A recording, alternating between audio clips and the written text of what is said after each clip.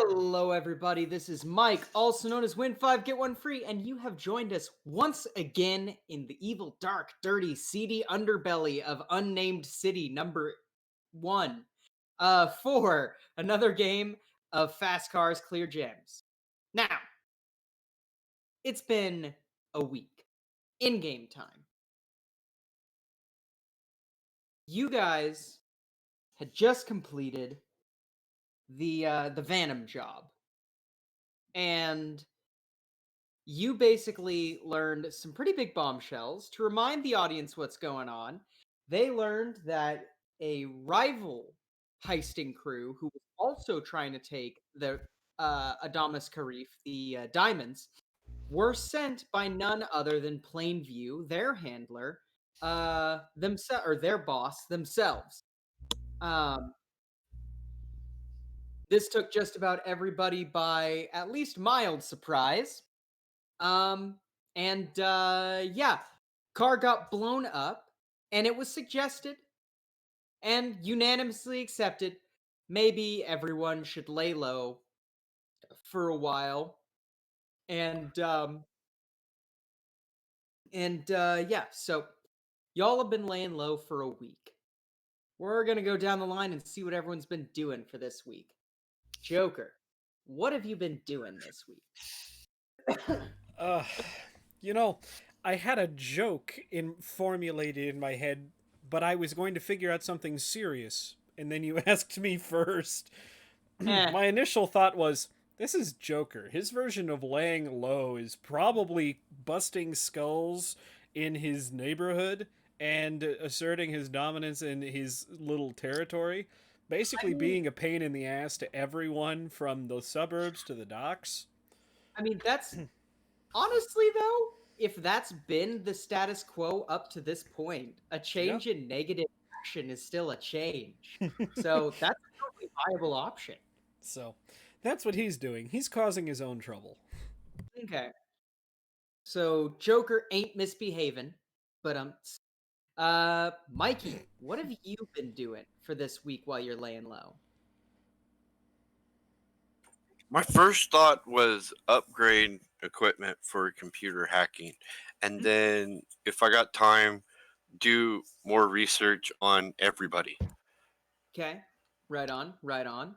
Um You want to find my running television show, huh? Oh, yeah, I watched a couple of those episodes. Those were entertaining.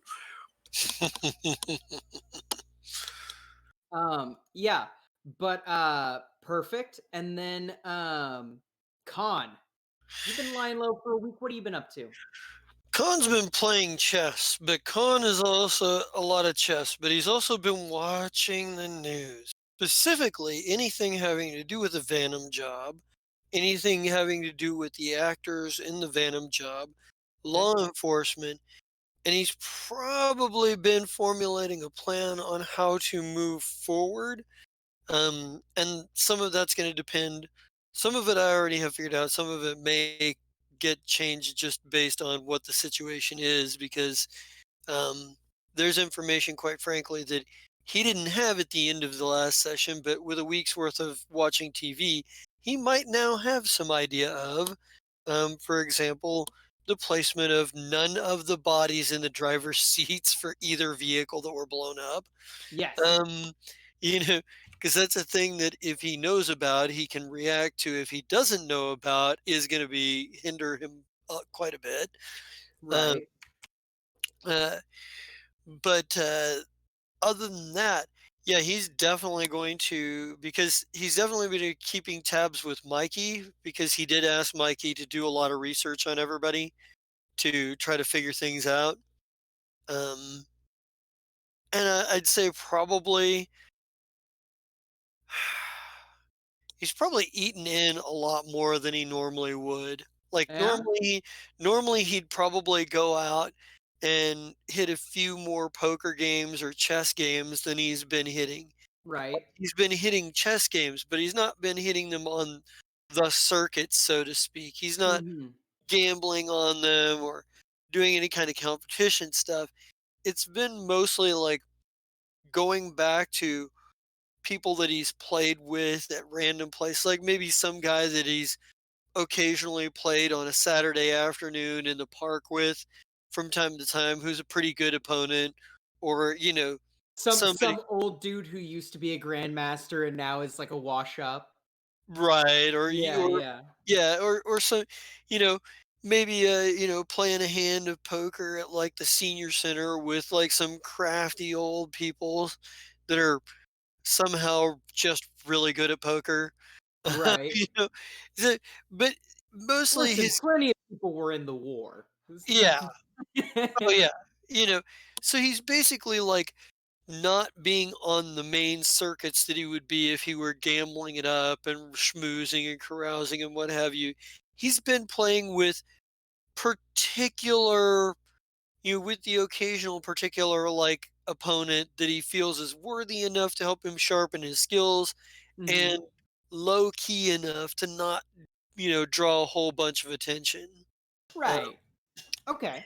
and he's tried to keep, a close eye on Pamela while, kind of doing this too. Right. 'Cause we still don't know for a fact that she didn't have anything to do with like the other crew. Like Pamela maybe she has doesn't, but um, yeah. So try to keep her close Pamela to hand if possible. Pamela has been near Ghost. Um, like you maybe like sent a text or something and then you got nothing back. And then like maybe you sent a text to an alternate number and you got like a doing fine smiley face and like that's it. Like otherwise, you haven't seen her in public, you haven't met up with her. She's been pretty audio. Bickle, you literally cannot get a hold of. Like Bickle is like Stonewall. You know what I mean? Right. And Um, oh, go ahead. yeah. He's still got a carbon footprint somewhere, though. We can find Mhm. him. Well, I was gonna say that's probably more your forte than mine. Like I finding somebody on that deal. I mean, I suppose I could go out and like, yeah, beat the streets, as so to speak, and try to drum up information. But I figure Mikey's the information specialist, and you always let the people who are good at who are better than you at something do their job without stepping on their foot, if you Oh can yeah. help it. So yeah, definitely going to. I definitely want to make sure we have a pretty good idea of where Bickle and try to get a pretty good idea of triangulation on. Uh, I probably would like make sure that both of them get like a subtle reminder that hey, you're in this fucking dirt shit with us, so at some point you're gonna need to come back to base. We're gonna have to come at some point. We're gonna have to reckon some shit. Um, kind of keeping that out with everybody.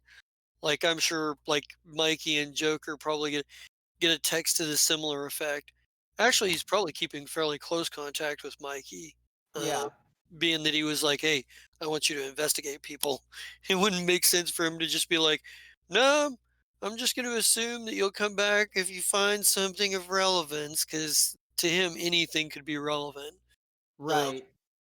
Um, yeah.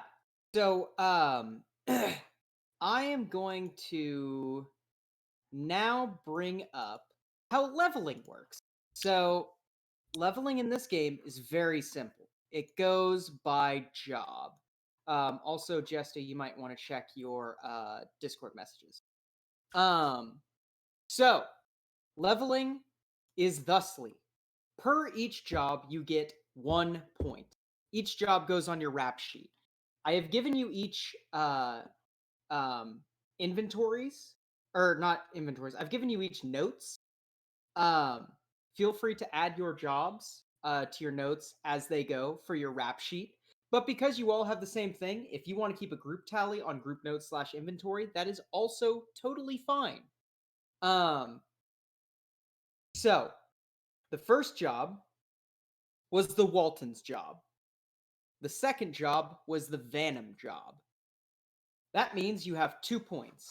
Now you're probably asking, but Mike, what can I use these points for? Well, I'll tell you what you can use these points for, silly voiced player. You get improvements. with one job, you can add a signature asset. Basically, meaning you can give yourself a thing, a piece of equipment. You want a car? Have a car. You want you want a pretty schnazzy weapon? Take that. You want a little office? Go for that. Um, you can claim that. But with 2 points, you can add a specialty. Um, basically, so you can add a. Where's my specialties? Oh yeah, so that's basically your skills. So for instance, con, you know how under grifter you also have poker as a specialty. Mm-hmm. You could do that completely fine and easy for a different thing. So maybe you want another grifter for chess, or maybe you want to go I think I have under. chess tied to Oh, something else. yes, you do have chess in Mastermind. That's correct. Maybe you want to go into Thief and specialize in lockpicking, or maybe you want to go into Grifter and specialize in, I don't know, drinking. You know, Drinking. um, I'm an being able, alcoholic on top of everything else. yeah, being able to Woohoo! hold your liquor. Um, but just to keep you fresh, you can get a new talent at level 4. So keep that, or 4 jobs spent. So keep that in mind. If you take 8 jobs to spend, you can step up an attribute or a role. So jobs, the points from jobs are used up when you use them. So right now, you could get 2 signature assets. You could get a new specialty. Or you could save your points, or you could get 1 and save 1 point, etc., etc. Remind So, me where these specialties start. sorry, what was that? Remind me where the specialties. Oh wait, no, sorry, that's something else. I forget. Yes, yes. Specialties are like your skills. Right. So, like you as a hitter, you might pick. I have the Krav Maga Savant. That's right. Yep, perfect. So, like you could do something similar to that. Sorry, Krav Maga. That's Krav Maga, hacha. yeah. Krav Maga. seems a little bit too relevant to the current year. But yeah, no, So, God. Krav Maga, what does that mean? You take crabs and you like attach them to your flag while screaming, "I'm gonna make it all. We're gonna make it great again." yeah, My no, freedom, my freedom's for crabs. right? But yeah. So y'all can start to get those. Does anybody have any questions? Sorry, I need that I page do. number again. Sorry, page 51. Okay, because my computer is being the dumb, and my computer's being the dumb and taking like twice as long to catch up. Yeah, So, technically you'll want to look actually at page 52, but 51 is the start of benefits of experience. But yeah, I would mark back the jobs that you've done because there's a thing called callbacks. If you've done something, if you've done something in a previous job and it is relevant experience to the current job, like say for instance at the Venom job, you guys wrangled, you guys like quick talked another rival crew. That is something that you could call back to. That's a and pretty that would give significant you- thing too. True. yeah. So you get benefit in the scene as if you had spent a plot point for doing that. Okay. So yeah, Okay, Mikey wants his own badass personal computer for hacking. absolutely. Give yourself an asset of a personal hacking computer. Anytime you hack, you get an extra D6. Now, do assets have to be things or can they be people? They can be people. Good. I would like to give myself our friend from Geekopolis as an asset. Ah, That is a Okay. good thing because I I like was that. actually going to say I was going to say we probably need to exploit that guy. Is it right if I add him as an asset? absolutely. Let me find his name real quick. I have it written down. Geekopolis Zubba, guy. zubba, GM notes, no peak. Let's see here. Oh, do I? I didn't have his name written down. Well, guess what? We're getting a new name. We're going. His name is going to be Daryl. We'll go Daryl Font. Font. Yes. Okay. Also, was that place actually named Geekopolis? No. I'm going to change the name to Geekopolis. We're retconning it. I love it. That feels very perfect. I loved Candyopolis as a kid. Yeah, I know oh, the yeah. camera's not on right now, but my girth will show that. I feel you, brother. Okay, so let's see here. Our next thing is our next. So now that we got that taken care of, we can get back to what we were doing. So, Joker, you're walking down the street, and you are walking down the street. Actually, hold on. There's one thing that's been bugging me. We don't know what this city is or where this city is. I would like this city to be a fictional city, but it is in the United States. What are y'all feeling for what state we're in? This feels like Florida. Florida? I don't I know could roll why. with that. This Yeah? feels like Florida, man. Okay. Yeah, I'd fuck with that. So we're in Florida. We are going to be in the completely... We're going to be in the completely fictitious Floridan city name of... Wow, this is a terrible name generator. Let's see here. New Mombasa. I mean, what? New Mombasa. Yeah, no joke. No. Here we go. Region, United States. Submit. Martin. We're Florida. going to be going in the. Well, none of these are looking great yet. I'll know what I'm seeing when I see it. Also, why did this? I did an oopsie, and there we go. No. Hold on. I know this is thrilling content. No, all right. I did want. I was like, oh, Tempest, Arizona, and I'm like, no, you've already named one thing Tempest. You can't right? name everything Tempest. Let's see. Okay. We are calling it well, hold on. Grand. I like Ooh. Grand. Grand Louislat. There we go. Louislat, I love it. Fucking yes. Named after the French explorer Jean-Pierre Louislat, who founded the city in what would that be? 1565? Sure? Colonial? Perfect. Yeah, okay.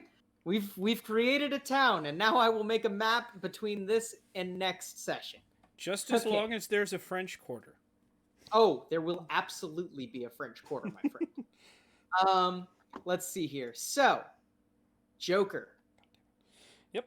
You are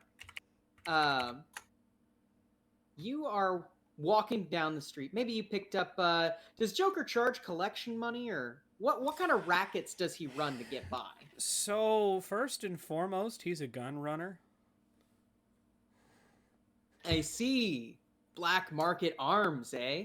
Yes. Yeah. The problem is right now he's freelance. So, because he doesn't work under anyone, it's pretty much what he can get by himself. Mhm. And because, well, most everyone that's crossed him has met unfortunate ends, there aren't Yeah. just many people willing to deal with him at the moment. Maybe maybe right now he's got one of his rare pickups. Maybe, I don't know. He's got some nice MP5s lined up or something. Who knows? Sure. Okay. So, Joker, you are at like one of your little storage units, say. Like you've rented out a storage Ah, unit yeah. for a month. just to hold shit. You know how it goes, hotbed to hotbed. Yep. You're at your storage unit. The door is closed, and you hear a huge thunk on the door, followed by tires peeling out. Shit. All right. Grab one of the MP5s off the rack, slam a mag in, and Do you do the HK slap? um Please tell me you do the HK slap. okay, fine, we do the HK slap. Hell yeah. Sorry. And yeah, I mean, line up on the side of the door, throw the door open. Okay. You fling open this garage style door, and you see that there is a big fucking burlap sack that like got flung into your door. All right, look around, make sure nobody's there. First things first, does this look like a bomb or anything that's going to explode or spray shit in my face? It is a rectangular mass. Rectangular loosely. It's kind of ill-shaped, and it smells real bad. Okay, so not C4. Perfect. We'll gonna look again. Gonna grab the strap, drag it in, slam the garage door. Yep. Okay. Unzip.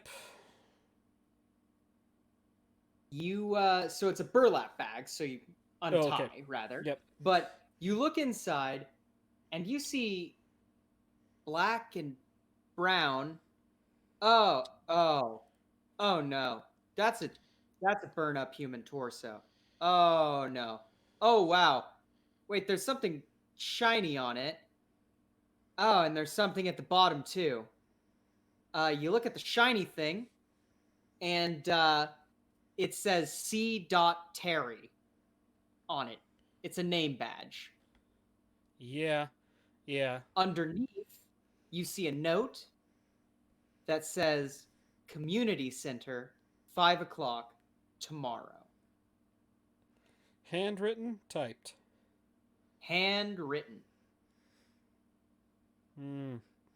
Interesting. Is it somebody is it a handwriting I recognize? You do not. So First things well, I was going to say first things first, we need to make a call. And we're going to call well, we're probably going to call Khan. But I imagine we're going to cut over to Khan. Yes. Perfect. You know my style so well.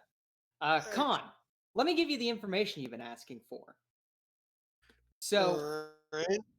over the last week, you've been watching the news. Maybe even you've been probing a few small networks that you know, just guys who know things. You know how it goes. First things first. You have learned the Venom job. The news feeding right into the narrative that you set. That Lily Baird, who is currently in jail, was a large part of an unknown-sized ring of fellow thieves. The police are keeping very tight-lipped about it, so most of the news coverage is speculative, but her face is plastered everywhere. There was a little news blurb from the museum curator where she was like, "I'm just happy that these gems got back safe. We need to find, but if anybody like notices these particular diamonds, talking about the Adamas Harif, of course, please call this hotline. Blah blah blah blah blah. You know." And you also notice in an unrelated story, a morgue was robbed. Like robbed. And several bodies were taken out. You hear a knock on your door maybe as you're watching the news. kind of it's about like 3 or 4 in the afternoon, you know. And also, question: what kind of place does Khan live in? Actually, I was just about to say something about that. I decided to spend one of my points on a signature asset. He now has a small office building with a garage that is called Peterson Securities and Holdings. I love it. And is Peterson a fictitious person or somebody you have under your Yes, thumb? Okay, Peterson's a fictitious Peterson person. is, Peterson is a fictitious person that is this is basically a shell right here. Like this is something that the person who owns this doesn't actually the person that is on the paperwork for owning this doesn't actually exist, but I'm the guy who, you know, is behind all of it. Yeah, so Um, you're at the office right now then? yeah, I'm at the office. Is the front door unlocked? No, it is not Okay. because I You am not expecting clients per se. Yes. You see on your glass door of this office that you have bought, there is a Mhm. UPS guy, and he's knocking on the door. Kind of I kind of watch for a minute. I'm keeping an eye on the, you know, I'm not really interested in talking to too many people, even delivery guys at this point. He I figure unless they're part of my crew, I don't know, you know. Yeah, he waits for about 2 minutes, Hmm. and if you don't answer the door, he gets bored, scribbles something on his pad, um, and then sets a box down in front of your door and drives off. Okay. I wait for I wait for, you know, several minutes, and I also utilize whatever security cameras I've got on the building to kind of keep an eye on the door, see if there's anybody watching, you know, to see, watching the door and what have Sure. you. Con is full paranoia mode, and I am there for it. Oh yeah. Yeah, Well, I mean, our fucking handler double crossed us and yeah, sent another team out, and they tried to fucking kill us. So yeah, they were gonna try to set us up or kill us and whatnot. So yeah, I'm a little I'm a little on game right here. yeah. So You're waiting around, um, and I mean, like looking around, it doesn't appear that anyone is, you know, watching you. The package appears to be one of those styrofoam cooler packages, mm-hmm. All right. and about when you're starting to think, you get a phone call from Joker. All right. I'm probably going to carefully move the cooler just inside the door, shut the Mhm. door and lock it, and answer the phone. Yeah. Hey, So yeah, boss. Joker, you get an answer. He has taken to calling you boss since the last mission. Like, Joker? I have a situation here. Someone And that would decided be. to drop Mr. Cleland Terry off. You remember him, right? You know, the annoying ass security guard ran him into a Yeah, brick wall. Thing yeah, is, yeah. last I remember, I left him in the trunk of a car to get nice and crispy. Well, someone Wait, stuffed him in a duffel bag, and he's sitting right at my doorstep. You happen to know what's going on? no, but I got a feeling that makes whatever just dropped off here make a bit more sense. Oh, don't tell We me may you want to got one start. too. We might want to start gathering the crew. I think we've got some loose ends that need to be taken care of, and I've got a few ideas on that.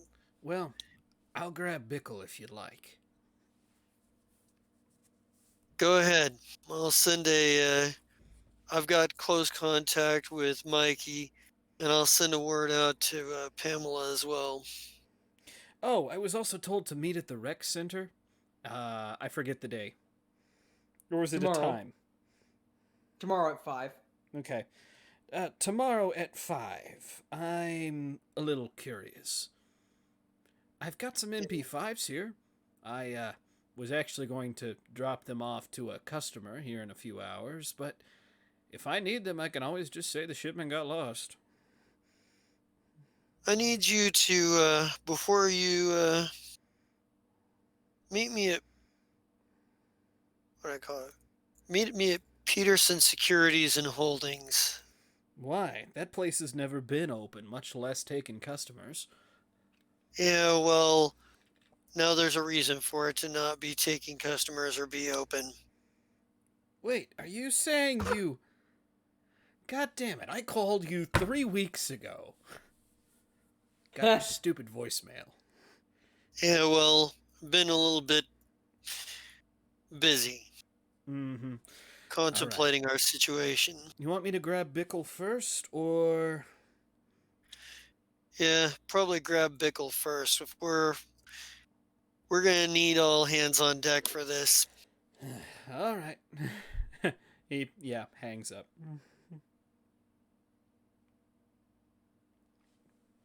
Yeah, and Con will probably like send word to Mikey and Pamela to meet at Peterson Securities and Holdings.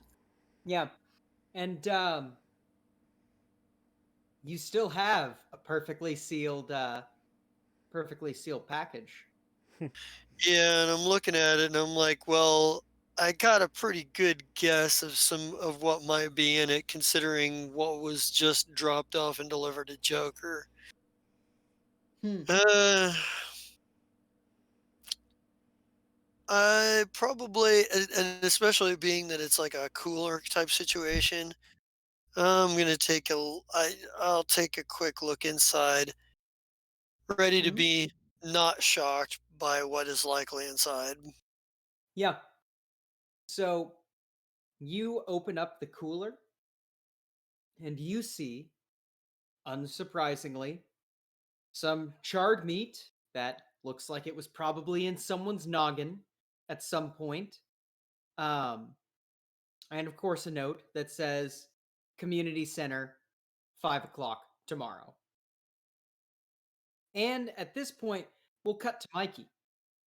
Mikey, what does the place that you're staying at look like? Like it's at this point he's just cool with just apartment that he's renting. He ain't going all big and everything. He just gets a little apartment, minimal furnishing, but good internet hookup because that's Mhm. important. Right. He's living very minimalistic, just in a basic little apartment he's renting. Okay. Mikey, you hear the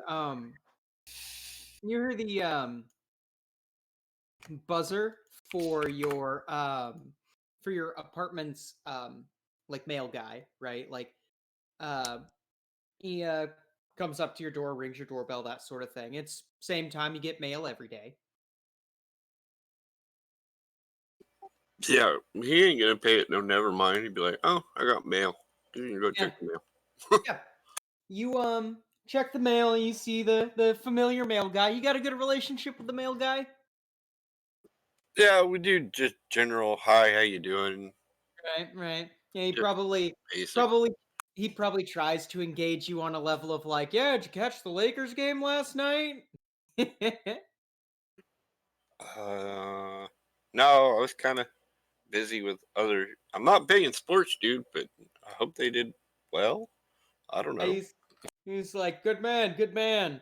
Anyway, and like just gives you your mail, which includes a small box, probably uh it's very well decorated, right? It's about the size of a necklace box.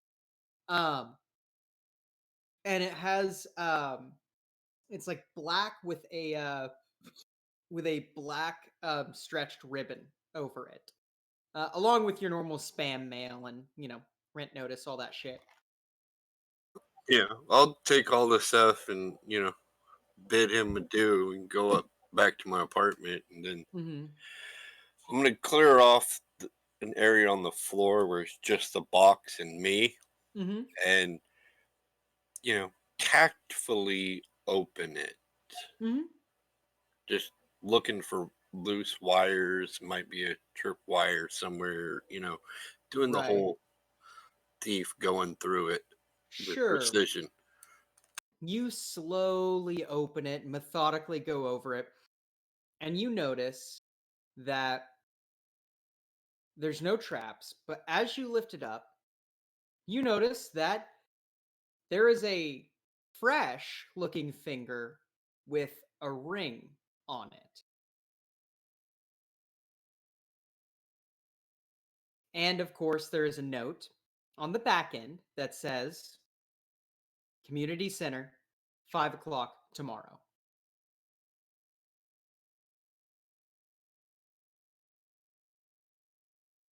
Okay, you get- so I'm gonna take the finger and ring and put it in my usual apartment hiding spot Mm-hmm. where nobody will find it, and just put Right. it there and hide everything in there.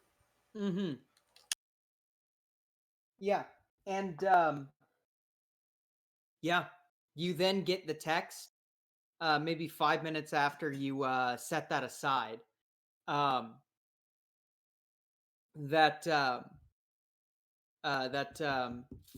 sorry, Khan sends you saying, "Hey, we need to meet at this security place." I'll reply back with, "Okay." So, let's fast forward. Khan, of course, you're the first on the scene. Who would be the next most punctual?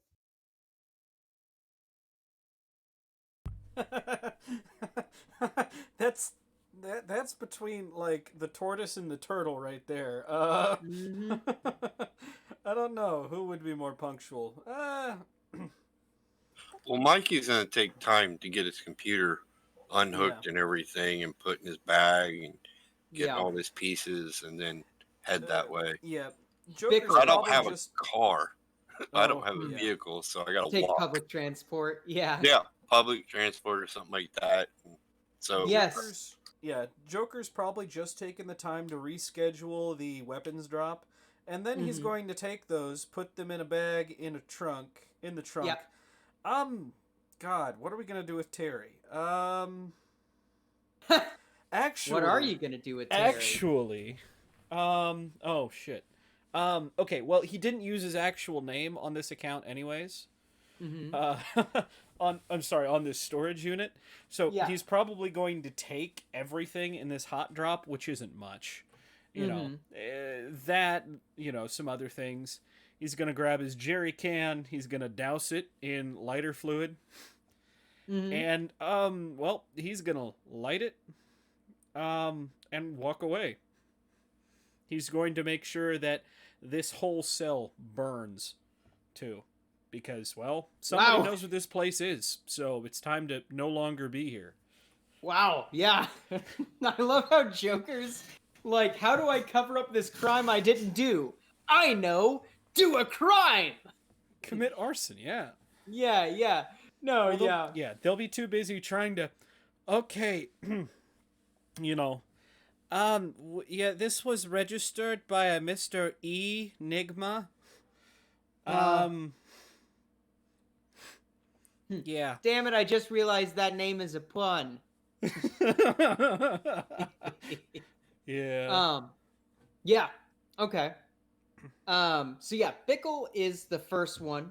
He walks in and looks at Yukon and just says, "Bulky package."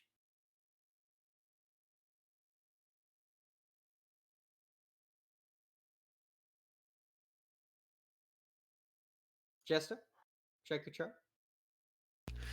I knew that last job was going to complicate matters. Too many bodies dropped, too many unknown variables popping up at the last moment.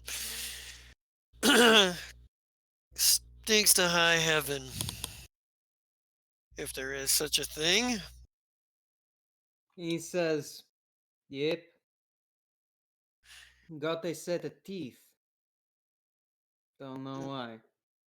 Yeah, well, I'm assuming we all probably got something different. I'm pretty sure this is a brain in here. Yeah. He takes a look and goes, "Yep, that is brain." Yeah, for obvious reasons, I really didn't take a long look. Pretty much knew I was going to be looking at a body part.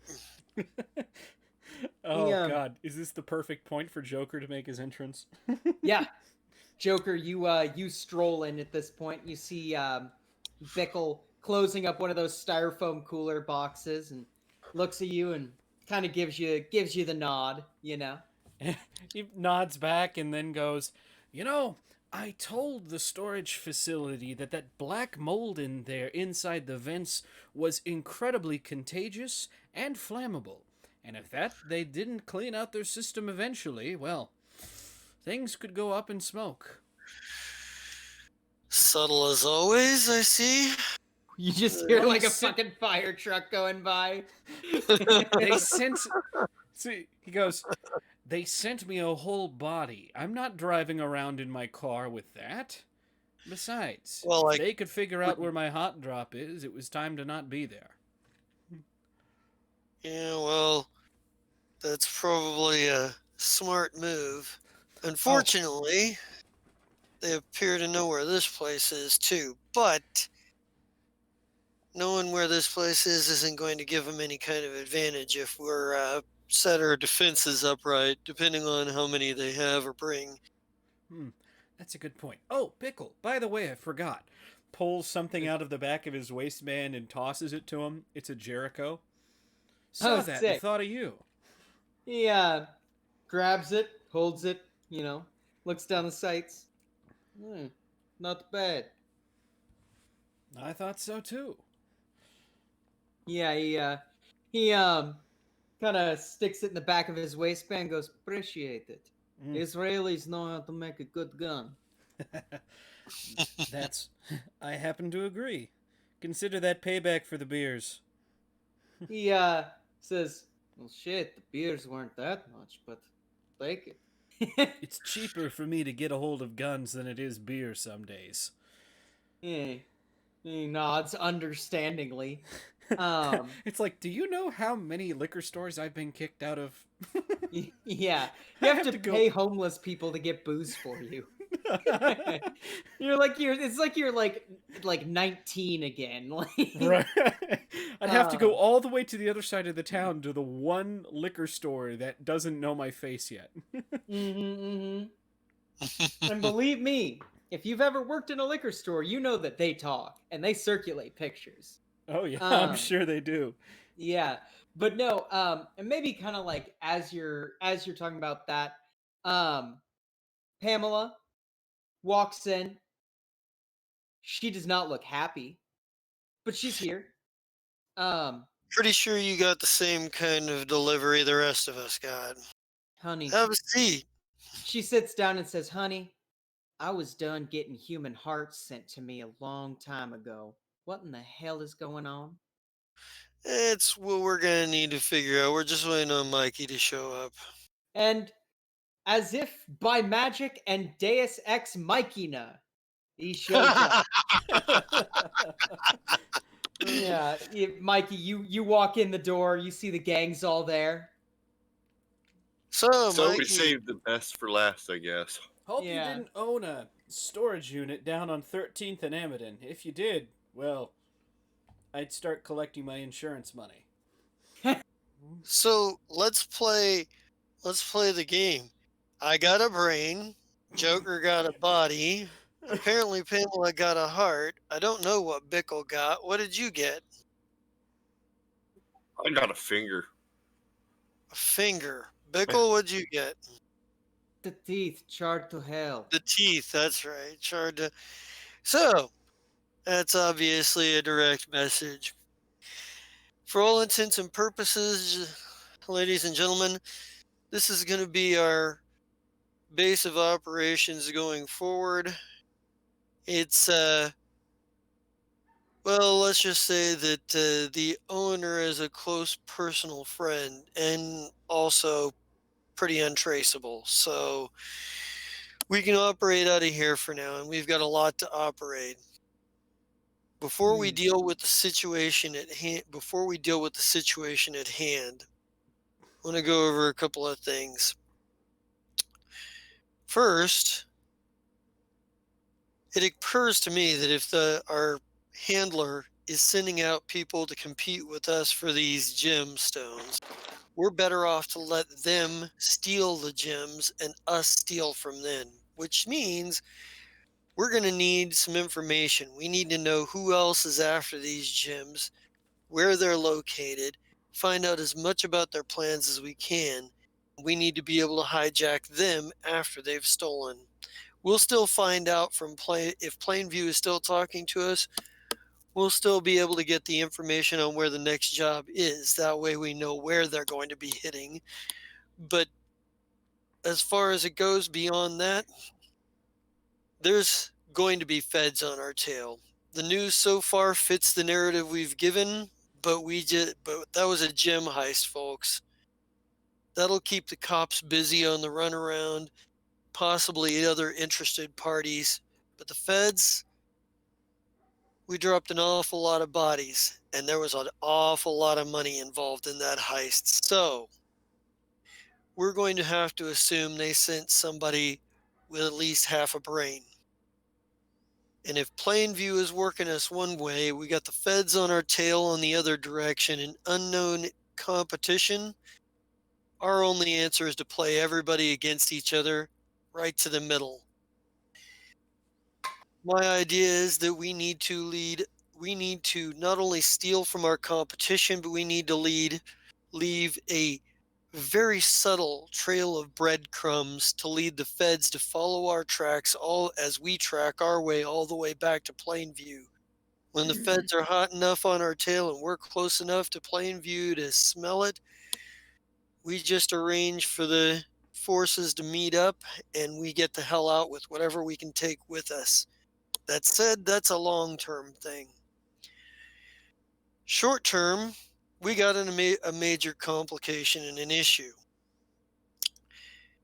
It occurs to me they want us to meet them tomorrow, which means we've got tonight to find out who robbed the morgue and find out where they're at. We need to get all the information we can on it. So we Okay, need halfway through this conversation, I'm pulling out my computer and start pulling up information about the news report and the morgue and who was in on it and finding the police report. Yeah. Make me an intelligence hacker roll with an extra d6 for your computer.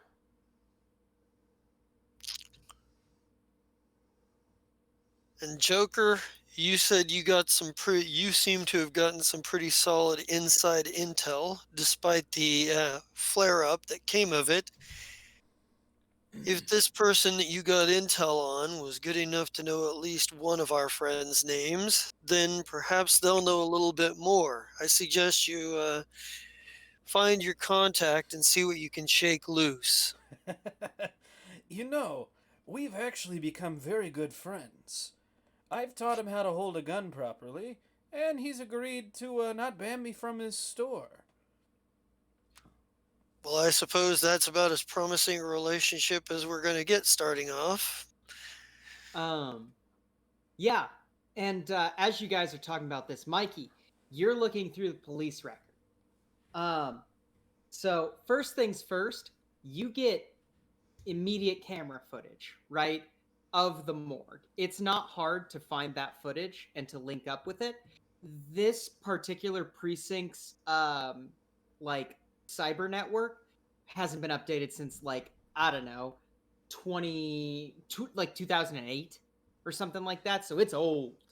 Um and you see what looks to be three individuals clad in what can only be described as modern ninja style, like wrapped head to toe in black. Um, go in like they own the place, close the door behind them, start rifling through, um, pardon me, start rifling through the morgue. One of them hits the radio on something, as in like they start to radio something, and then they grab their shit, put it in bags, and they get the fuck out of there. And like no one's the wiser. Like you get a couple like hallway angles. These guys fucking just like slink past people like they were born to do this. They're like shadows. You also pick up one other thing. Apparently, Lily Baird was assaulted in jail. Figure that'd be the fresh finger. Yep. Her ring finger was cut off. It was done with surgical precision, and she refuses to talk to anyone. Well, now, that changes things because two reasons. One, whoever she was, her contacts were, she knows we've dealt with all of her friends, and whoever's left has got a threat hanging over her head. She may be cooperative. She might not be. She may be. Well, if she wants the ring back, it can be of importance to her. I do have the ring, not on me currently, but yes, I do have it in my. Well, I don't know that the ring is necessarily the leverage we're looking for here. I think the leverage is taking down whoever's putting the threat over her head before they get to her.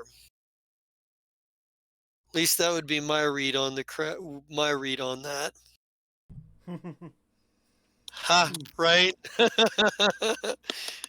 But Oh Hmm. god. I was gonna say, what would you need me to do to just hit up Daryl and see what he can give? so I'll have you roll Grifter plus. It's like you're trying to gather information right now, right? Right. I'll let you roll either Grifter. Well, no, it will have to be Grifter, and then you can either do. How do you want to convince him? Oh gosh. Oh. You want to be buddy buddy with him? Do you want to try and intimidate him? Oh, we'll be buddy buddy. Okay. So I will let you do Grifter and Intelligence, and then also give yourself the D8 for your asset. My apologies, by the way. Assets should be. Because I've got a D8 asset and a D6 asset. That should be a D8 asset. Okay. Oh, I think that assets. I'm not gonna play with that rule. Well, from what I was reading, like the first asset you get is like a D8. The second one is a D6, and I think it goes on from there. You know what? I understand why they have that rule. Because they don't want you to get a whole bunch of really powerful assets. But I'm gonna justify all assets being a D8 What the specifically because. What the actual fuck? Well, you still rolled perfect, so that's good. What the hell? Right? But yeah, I'm gonna rule all assets as D8s, and here's why. Most assets are so specific that I can totally like I don't need you to have like a D6 asset that's only going to help you once or twice in the campaign. You know, like assets can be D8s. I'll just count it that way. Yeah. So What the fuck? you go to Geekopolis. You go in, and Daryl, he's finally. You can still see traces of bruises on his face, but he's out of the neck brace. He doesn't have any bandaging on his face. Sees you, and how did you get this relationship? So probably, what he did was probably he probably swapped a shipment of guns for some, illegal. Actually, he probably went for the radar gun jammers.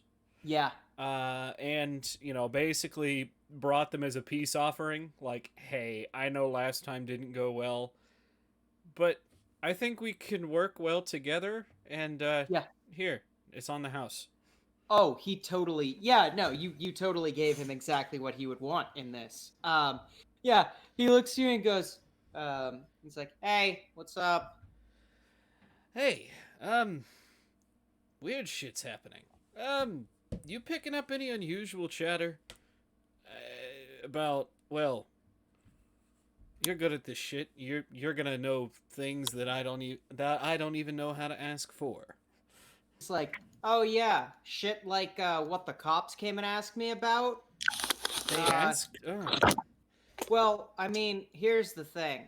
Whenever you have a huge amount of surveillance equipment, all of it has some kind of tracing, and apparently that they got a really good digital forensics guy, because that dude, he traced something back to a cereal that came back to my store. I didn't tell him shit, obviously. At that point, he starts casing. Well, actually, no. There's no windows to the front, is there? No, well, there are, but they're all heavily barred over. Remember, he's But got he's that two-door system, and yeah. Right. He's basically looking to see if there's somebody posted outside. He's like, "Don't worry, they're not coming around here. I hit him with a few pieces of legal advice for him, and they figured they had bigger fish to fry anyway. All right. You know the cops in this town, fucking incompetent." Yeah.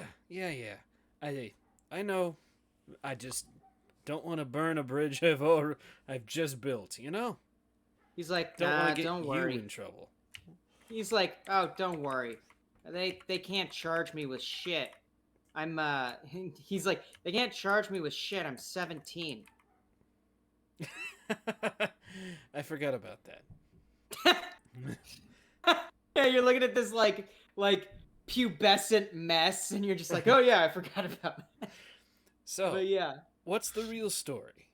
He basically jerks his thumb, out to the front door, and well, maybe you heard about a storage unit spontaneously combusting.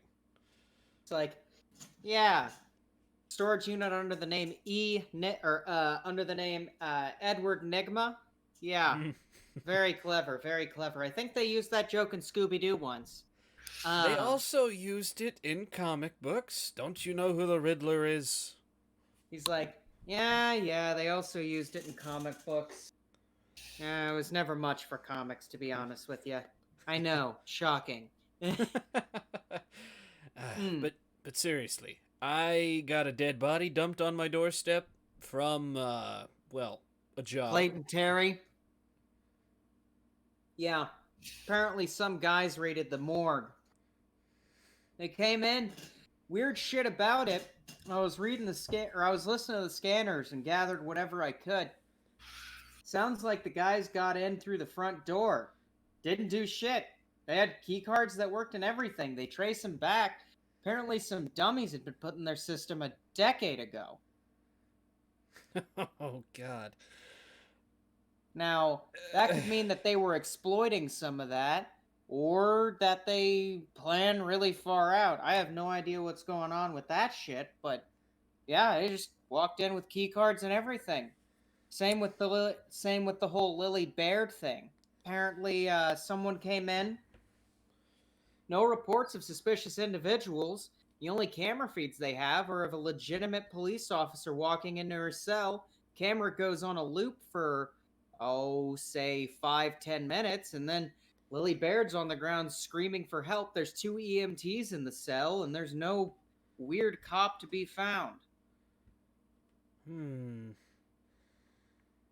Interesting. That would be footage we need. Is there a way to, get the looped footage? what's been looped over, or is that a goner? No, no. Direct Yeah. feed replacement. Overrides even the camera's sensor itself.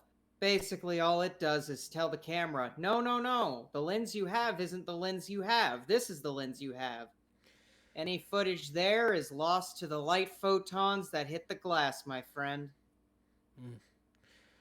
Great. So, who do you think did it? He looks at you and he goes, I don't know, the fucking boogeyman? I mean, this shit's hard.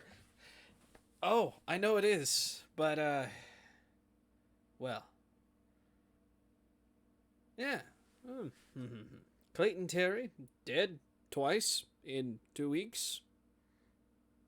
Twice in a Yeah. week, actually. I'm not sure what the cops will think of that. It'll be quite the head scratcher.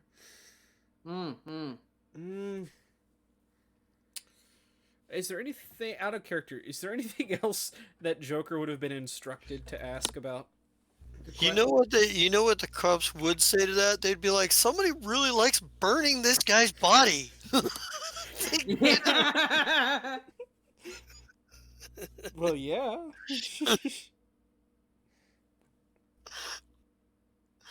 I think probably would have been like some stuff like, God, I'm trying to think. I had some specific stuff in mind. What's her name? Joanne, I think. Our museum contact, maybe like if he knows anything about her, because I'm still investigating her anyway. Oh yeah, you're talking about Joanna Marshall. Joanna Marshall, be one of the things. I don't know. It's kind of hard. Maybe see what he might know about the Clayton Terry and Lily Baird. Like, how far back does he know anything about them? Right. Like, when did they show up? Does he know anything special? Like, who they really were under their cover? I can give. Yeah, I was gonna and- say I could give him that interesting tidbit. Yeah. So, you mentioned that they put another team on that job. The jewelry Yep. store. Yeah, no, there was. I knew that other people were scoping the joint out for sure. That was quite the long-term inside job. Not only did they have one of the store clerks, Lily Baird, as that, Clayton Terry was in on it too, and that I don't know is something. Well, let's see. Shit, Oh. if you look at Clayton Terry, he was a fucking. He was a security guard. Mm-hmm. Those were outside. Those aren't even hired by the fucking jewelry store. He Yep. had to go out of his way to figure out how to get that job as a security guard that had been vetted. That's some fucking dedication. Let's see. Who else was Either there? that or There was there were 2 security guards, if I remember right. Oh, and some kid that decided to throw himself off a building. But that's none of my business. Yeah, I told that him guy, if he would just come on down, I wouldn't hurt him. Yeah, he's like, yeah, no, I believe it or not, I actually knew him. Don't worry, no lost love. Fuck that guy. He's like, trust me. We had a computer science class. It was comp sci 404. Everyone made the joke, ha ha, 404 class not found. Yeah, he made it every day. Well, now I'm just upset I didn't kill him. He's like, yeah, listen, they stole his teeth, so, you know, I'm not exactly concerned about that. Okay, that explains. Not only did I get a body, some other people from the crew have been tagged. It looks like they know quite a bit about all of us. At least enough to get to each of us. He looks at you and he's like, well, fucking That sounds like quite a pickle. And he's like, "You want me to take a look and see what I can figure out? Get back at you about this shit?" Just don't burn yourself. He's like, "Trust me. Aside from your large Ukrainian friend, I'm generally pretty good about not getting into trouble." He won't be around here again, I promise. I might Like, bring Mikey back. He knows more about this stuff than I do, and you guys can talk about it. you know, I like that guy. He's pretty solid. Plus, you can't find shit on him about, or you can't find shit on him about anything on the net. He covers his tracks pretty well. Gotta be honest. That he does. That he does. Yeah, and so maybe we cut from there. Do you guys meet back up, or what's the plan here? Well, we need to send somebody out to investigate the scene of the crime itself and see what we can't pick up from there. Um, Mhm. I feel like who would be best to send on that? I kind of want. I'm kind of torn because I'm thinking Mikey seems like a good lock for it because he's sneaky and he can hack into shit. But I'm trying to figure whether I want Pamela to go with him to provide like the grifter aspect of cover. She's good with the talking, or whether to send Bickle in case shit goes awry to watch his back and make sure nobody, puts a knife in him. Hmm. Hmm. I think probably I will send. And just by the way, for Yeah, player clarity, yeah. um, let's see. So Bickle is a hitter thief, Mm-hmm. um, and Pamela is a sorry. Let me pull up her character sheet. Pamela is a grifter mastermind. God, she's the So same as me. So yeah, yeah, no, well, you have mastermind 10, yeah. and grifter 8. She has grifter 10, mastermind 8. Okay. Yeah. So So yeah, we're no, pretty much we're pretty much on the same page. yeah, I exactly. kind So of feel like I want to send. Hmm. I wonder if it'd be wise to send both of them. Hmm. More people is going to make it harder to sneak Yeah, it in. is. Yeah, it and is. which So crime scene in particular are you looking at? Are you looking at the morgue, or are I'm you looking? Oh, you're I'm looking looking at at the the morgue. more. Yeah, Okay. because if the more we can find out about the people who did this, the better off we're gonna be. So But the question is, how long ago was that footage for the ninjas? That was yesterday. Like yeah, I was gonna say it very would have had freshly. to have Like been. it Yeah. was it was um about 6 hours before you guys got your packages. Uh and you guys, so it actually wasn't yesterday, it was today. But you guys all got your packages in a synchronized fashion. Like Right. all of you got them within 5 minutes of each other. Right. Um and yeah, that was done 6 hours ago. They raided the morgue. hmm So whoever it is has been on a tight time crunch, and no matter how good you are, if you're running on that short a time, there's real high probability of mistakes. So I think I really need Mikey and Bickle to go to the morgue and see what they can find out, and hit the and maybe hit the police station as well, to try to figure out to you know what I kind of want. Yeah, and I'll have them hit you two hit the morgue to see what you can find there.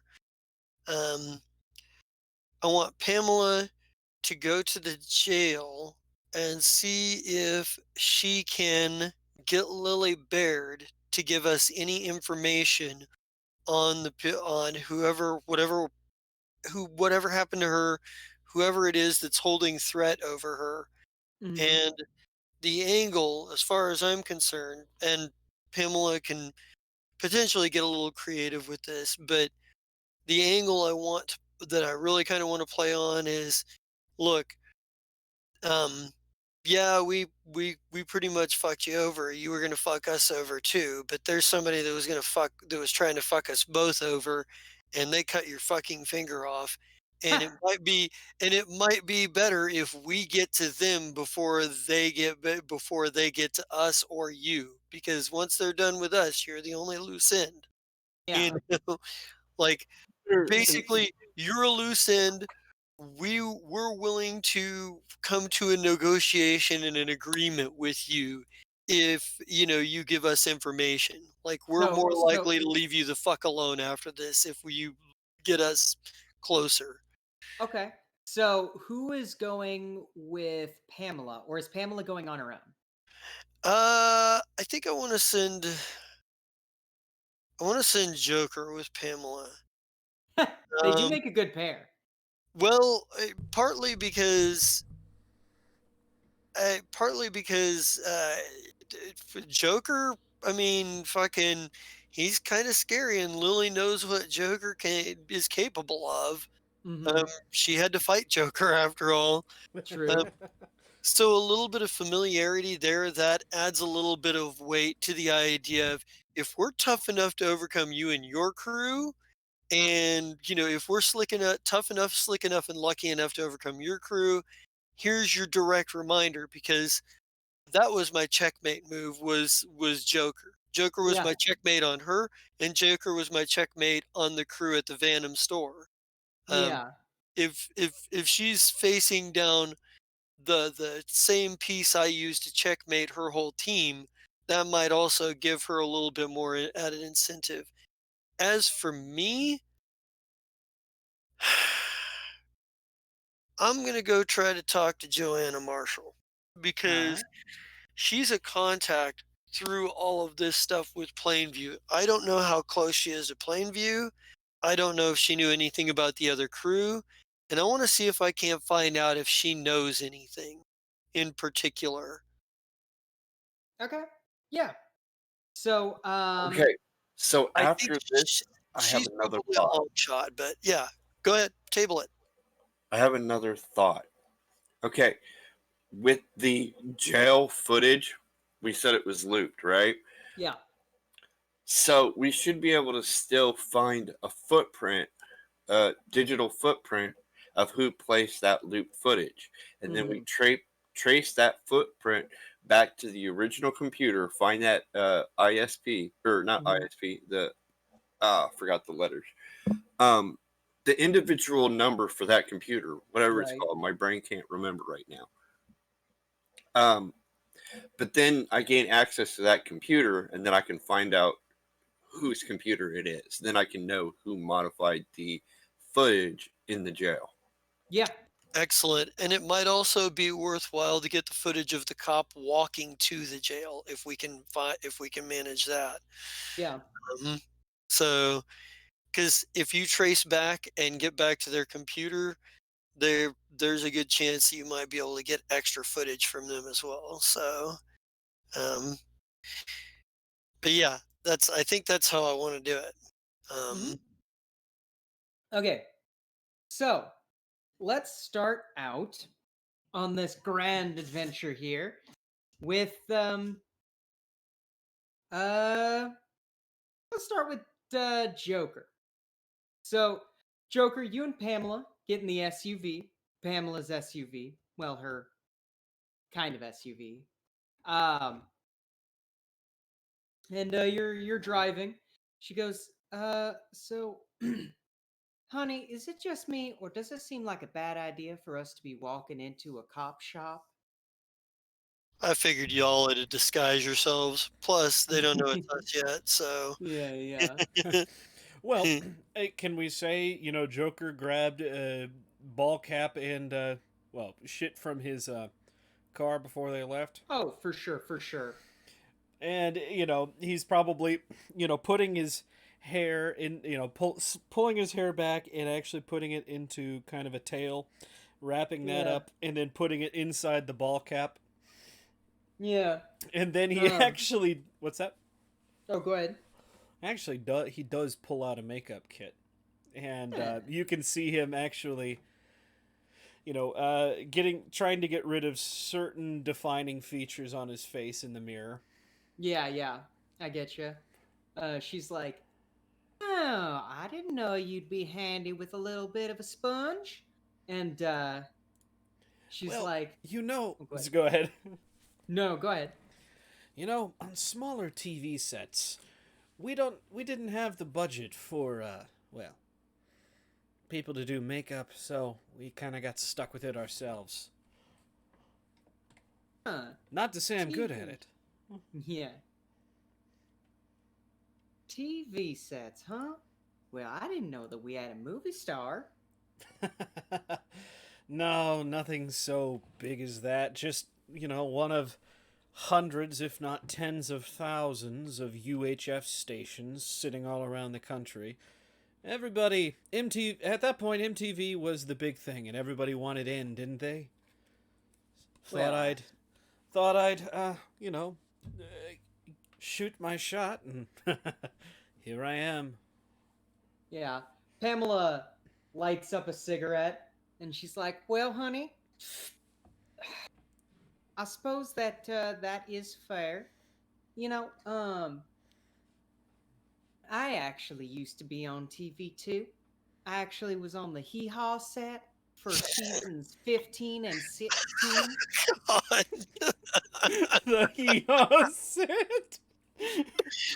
Oh my God. I Um, haven't I heard actually anyone got to- reference Hee-Haw in forever. Yeah, she's like, I actually got to meet the legendary Mr. Conway Twitty. Okay, so here's the thing. I know jack all about this, but Joker Mhm. wouldn't. What? Right. What is this? What So is this? Hee Haw was a program back in like mid early TV that was a country variety show, Yep. essentially. Yep.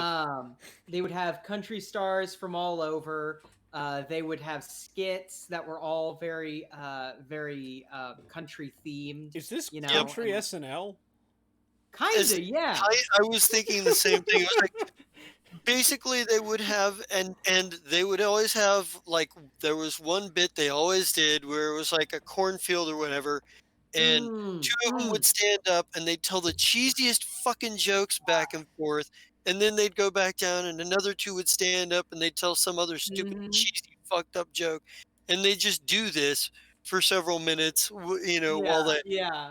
there was always this bit. Hee Haw was, God, I haven't heard anybody reference that in forever. That's just, oh my God. That's how bad TV actually was back in the day. Sometimes. Yeah, no, for sure. But don't forget, Johnny Cash was on Hee Haw at one Well, point. I was actually going to That's true. say, Joker's probably. I remember. Well, actually, I watched something a little earlier. Remember Archie Campbell? Yeah. She's like, "Oh, what a heartthrob." Mm. Garth Brooks too. He knew Oh. how to put on a show. Oh, Garth Brooks. Listen, honey, we can talk all day, but if you want to talk about Garth Brooks, then we need to talk about someone different.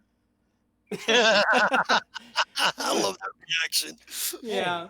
You said you've been up under the lights yourself. That shit's not easy. I No, have that's respect for- true. I have respect for anyone who can put themselves in front of a camera. That's fair. But if you want to ask me who the real hero is, it's Dolly. And she turns on fucking Dolly Parton on her fucking radio. Oh God. I'm sure she does. He was actually going to say, I'm more of a Patsy Cline person myself, but I think we've had that conversation which is already. the line that's already happened. Yeah. When Yep. then she'll switch to Patsy Cline, she's like, "Oh, I forgot. I actually brought her CD."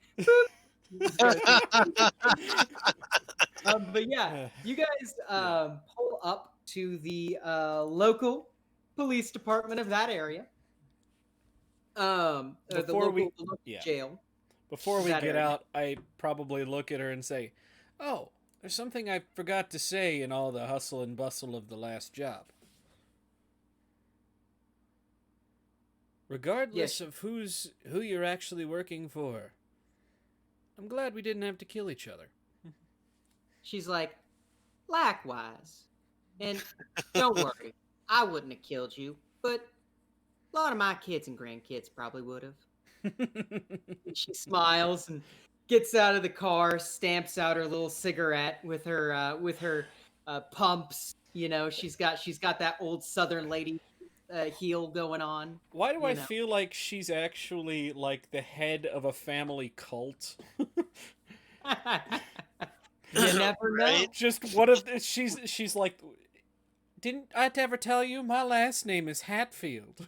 You Uh, know, I killed over 50 McCoys. No, but yeah, um, you guys walk in, and she's like, "Wait, hold on."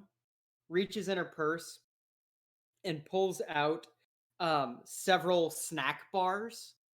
She's like, okay, I'm gonna give you 10 of these. You give them to any police officer we see. Trust me, it works. And she walks in and is like, "Hey y'all, how y'all doing? My big strong men protecting the law and order here." what the fuck is this? And like, She's a grifter. yeah, and like She does. immediately all of them like grin because they're like, "Oh shit, old Southern lady's coming in," you know. Oh, I And thought they might have like recognized her, like, oh, she's back with the snack cakes. I mean, energy bars. yeah, yeah. No, but she starts handing out bars and like Yeah. people come up to you and you hand them bars and she is just chatting shit. She's just like, "Oh, how are the kids? Oh, I remember. Hey, did weren't you in like this class? I remember you Lil Jeremy. You remember Lil Jeremy?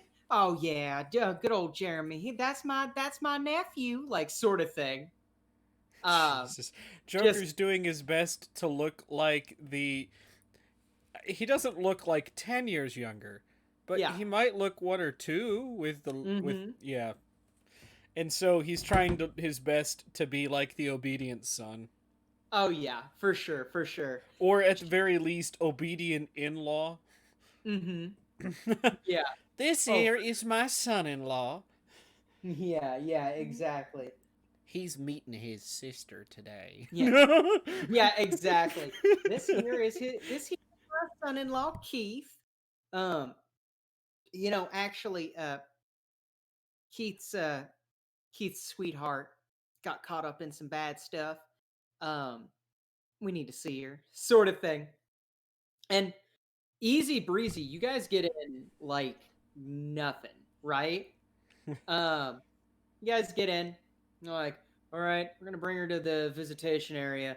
She a little riled up. Sure that this will probably do her morale some good.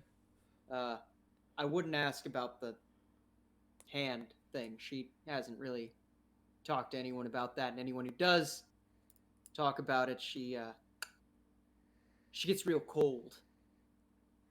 She's- At that point, Joker's still not going to say anything because Mhm. yeah, he doesn't want to ruin she doesn't want to ruin he doesn't want to ruin what she's got going on there. Right. So yeah, you guys wait for a second. Door opens. Um, she walks in. Lily Baird looks at you guys and immediately turns around and are like, "Nope, nope, it's visitation," sort of thing. Like you're behind like glass, and she's like really tentatively walks up to the glass, picks up the visitation phone, and just glares at you, Joker. I have this like maybe he's just maybe the button down he's wearing is just slightly askew and you can Mhm. see the edge of this ugly scar right on, Yeah. right below the collarbone, It's and he probably not gives even a scar at this point. It's like a big fucking scab. yeah, pretty much. Mm-hmm. And he kind of cocks his head to the side that the scar is on and smiles. She continues to glare, and Hey, uh, hey dear. How's the head doing? She looks at you and goes, I don't have anything to say to you. Kind of What are you looks doing here? kind of looks at um God, I keep forgetting her name. I'm sorry. Pamela? Yeah. Yeah, kind of glances at Pamela and we're just here to talk. We've heard you've had a rough time and thought maybe you could use some company. Oh, company from a thug and an old whore. No. And Pamela, her smile tightens just a little bit. Ooh. I kind of looks at Pamela and looks back, and that's no way to treat people who are just trying to come visit. Don't you realize that, well, family's all you've got right now? Especially and Pamela actually asks for the phone real quick. Go ahead. Yeah, Yeah, she yeah. goes, especially with those train tracks in your arm, we could try and get you some real help. And like hands it back to you. Joker kind of like, come on now. Yeah, looks. All right. I don't know how to double speak my way through this, but Joker Yeah. might. Right. Can I just roll to somehow double speak and basically say, "Look, we're the best shot you have of not being shanked in prison"? Well, Yeah. it's probably better if you let Pamela do Yeah. it, because that's what Yeah. she does. That's Yeah, you know, that's a good idea. Yep, Yeah. handed. like my but idea really, is you're yeah. there, you're the heavy, you're the reminder. Yeah. You're the reminder of violence past. Yeah, Quickly, probably we'll Joker just is say. becoming the neutral party. Well, which well, in his mind, it's tit for tat. I Yeah. left the big old thing on your noggin, and by the way, you're missing a. Is it an index finger? Ring finger. Oh, left or right hand? Right hand. Oh, that's right. She was engaged, wasn't she?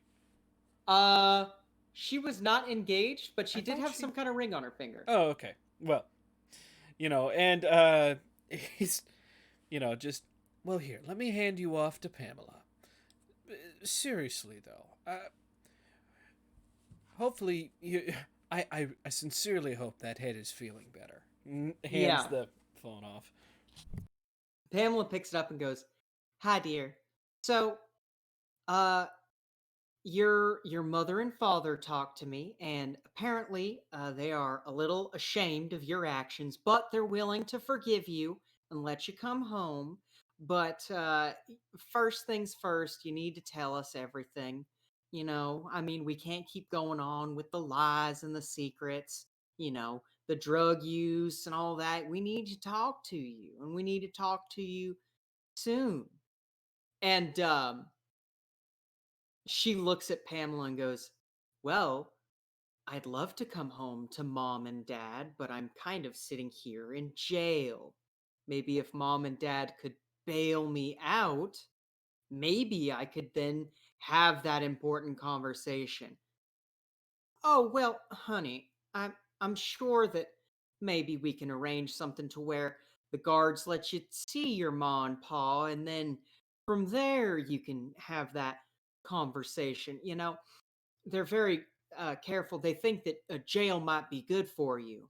And she's just like, Jail might be good for," and like she like gets up real close and she's like, "Listen, lady, I lost a fucking finger in here. Do you think jail's good for me?" She's like, "Whoa, no need for language." Um, she's like, "Get me out of here or I'm not fucking talking to you." And she just like hangs up the phone and is like, "Guard, I'm done." Joker would probably motion for a second and try and have her pick up the phone. He's taken the receiver from Pamela. Yeah, the guard is like, "Hey, your boyfriend's trying to," and she's like, "Oh, fucking whatever," and like picks it up and is like, "What?" Hey. There's no need to be like this. We'll figure something out. if you want out, I'll see what we can do with the family about getting you out. After all, we're a family of forgiveness, aren't we? And we all work together. She rolls her eyes, goes, "Yeah, I'll believe that when I see it. Tell mom and dad I said I love you." Kidding. And then just like hangs up and starts walking out. Yeah, probably turn to Pamela and say, "All right, so want to post bail?" And she looks and goes, "Well, maybe we should talk to Khan first, but I think that's probably the right idea." Oh no, seriously. I think we should just take care of that now. She's he like- does have this smile. He's got this twinkle in his eye. Yeah. She's like, "Well, I do know a good bail bondsman who don't ask many questions." Yeah, okay. Let me make a phone Depends. call. Is this bail bondsman someone you can, well, if she doesn't decide to show?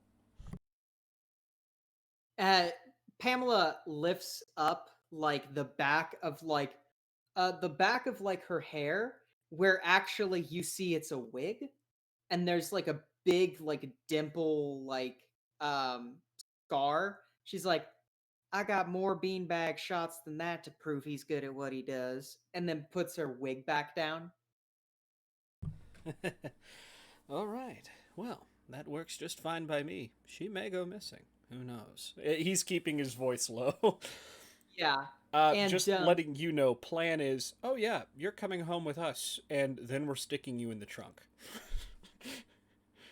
Yeah. She wants out? Great. She doesn't realize just how bad she could have it out here. Oh yeah. No. And we are going to cut now to Mikey and Bickle. So, you guys are walking up to the morgue, right? And there are a couple cops around the morgue at the moment, and they're like, they're at the front of the morgue. They're like, hold on, no, that's Bickle's voice. Hold on. State your business. Morgue's currently closed. Oh, I was hired here to come clean up the mess that was left behind from the police station. Yeah, make me a grifter intelligence roll. And I will have Bickle make something similar too.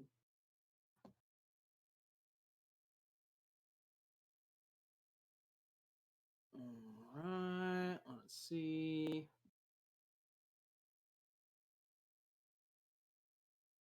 One sec.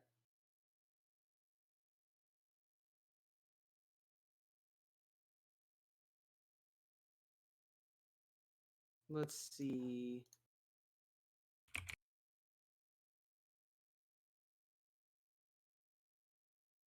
Sorry, I had to take a second there. So that's a pretty good roll, gotta be honest. I'm going to do, so Bickle is actually going to do 1d6 plus 6 plus, and he's going to generate let's see here. We're going to do 1d8. No, it'll also be 1d6 plus 1d4. So Bickle is going to have one of his flaws come to surface. Quiet. Too quiet. Shit, he still does good, and he cancels it out, and he gains a plot point. So, yeah. So that's 2 plot points now for Bickle. Oh, yeah, everybody has 1 plot point at this point. Okay. New set of heist or new event, essentially. So that resets our counters to 1 plot point for this current plot line. But yeah, so he can loan those to you guys. That's pretty cool. Yeah, Bickle just stands there and stares intently at the cop looking at him. One of them goes, well, how come you don't have any uniforms? And the other one goes, no, that guy's got steely eyes. He's biohazard, all right. I think that there's suits in there. And he opens the door. And yeah, you guys get access to the morgue. You also have one advantage there, Mikey, that you can spend whenever you'd like. So yeah, you guys get into the morgue. It is a fairly standard morgue. You've got a crematorium to your left. To your right, you have cold storage. You have an embalming room. And there's even a mini chapel for services. Okay, recalling information from the tape, they take the body from the cold storage, Yeah. or was it on the lab table? It was in cold storage. The bodies were all burnt, so they hadn't had time to be cremated yet. Yeah, so I'm gonna go into the cold storage. Generally looking around on the floor, but I want to find the whatever it's called, the one that the person was in that got burnt, and pull out that tray and see if there's anything in there. Okay, so you walk into the room, and you see a gentleman in a trench coat, like a long brown hide trench coat, with boots, and like a short brown haircut. And there's a couple other cops in a corner. And one of the cops looks and goes, "Hey, this is a restricted area. What are you doing?" And the guy in the trench coat turns around, takes a glance at you guys, and goes, "Yeah, we aren't involved in family or kin right now. I'm sorry, but you're gonna have to leave. This is a restricted crime scene." Yeah, we're here to analyze the crime scene. We were hired to come in here and analyze it. We got the suits. We're coming here to analyze the crime scene, gather evidence for you and whatnot. May I see some identification, please? Would you like to spend that advantage to have identification?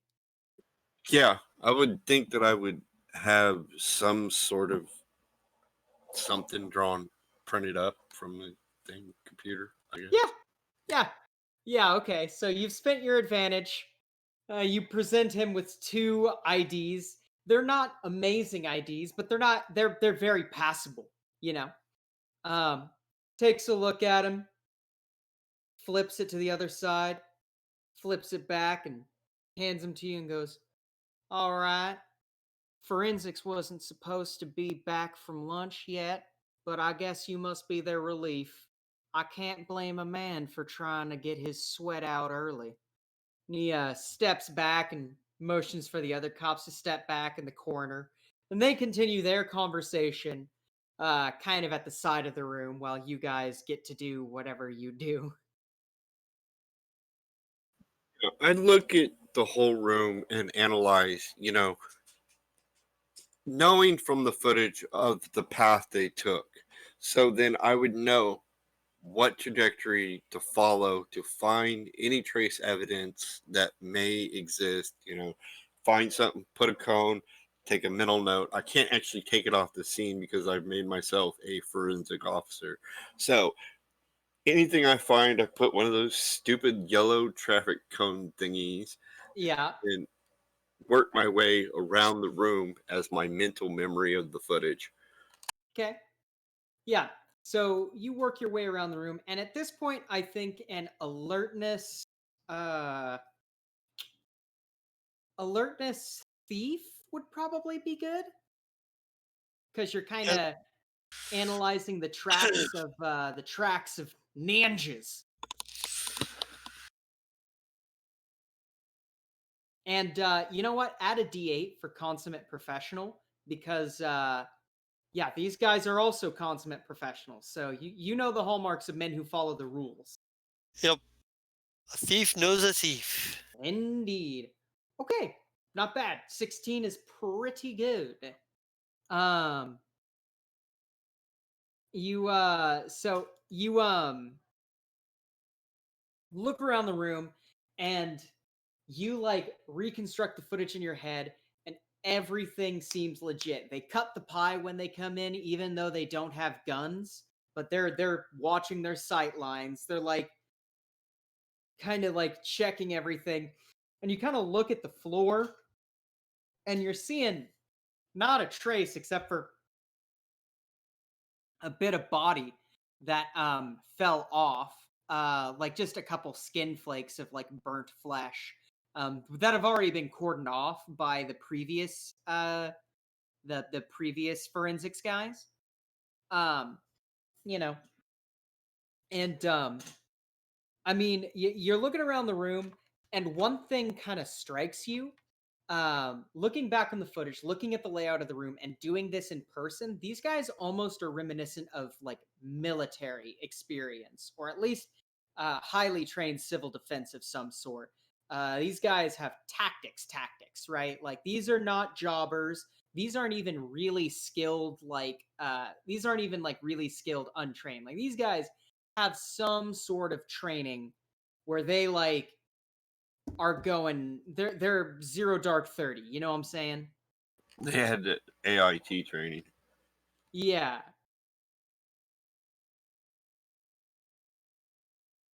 Um and as for the, so yeah, that's kind of what you're getting from here. Bickle um is looking around the room and like he's not a forensic scientist by the least means, so he's mainly just sitting by the body looking at it, kind of like moving his finger above the body, like looking like he's trying to trace something, you know. um but yeah, kind of like looks up at you and kind of cocks an eyebrow.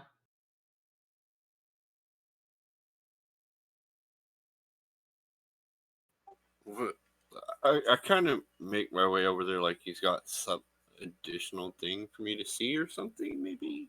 Yeah.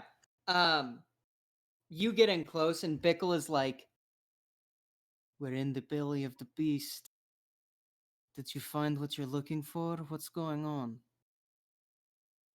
Well, they're professional, military trained individuals that came in here.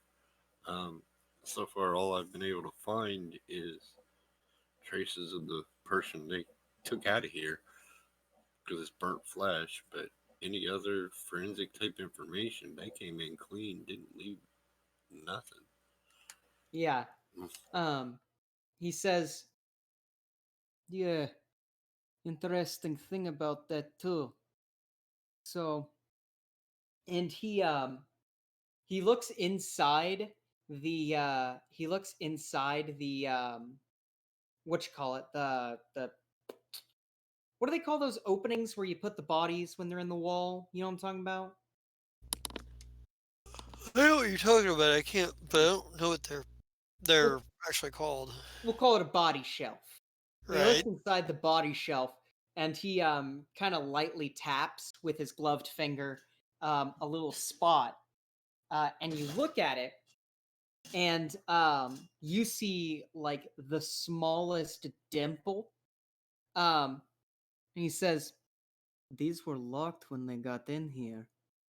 They didn't do, or it looks like they didn't force their way in. They must have done something to the lock, but not just unlock it." They had to force it open. Right, but they didn't use brute force. Looks like they did some sort of Oh, mechanical fashion. yeah, it's one of those. God, I've seen those before. They're Hmm. little prior things that. God, Actually, do you want to make me a hacker intelligence roll?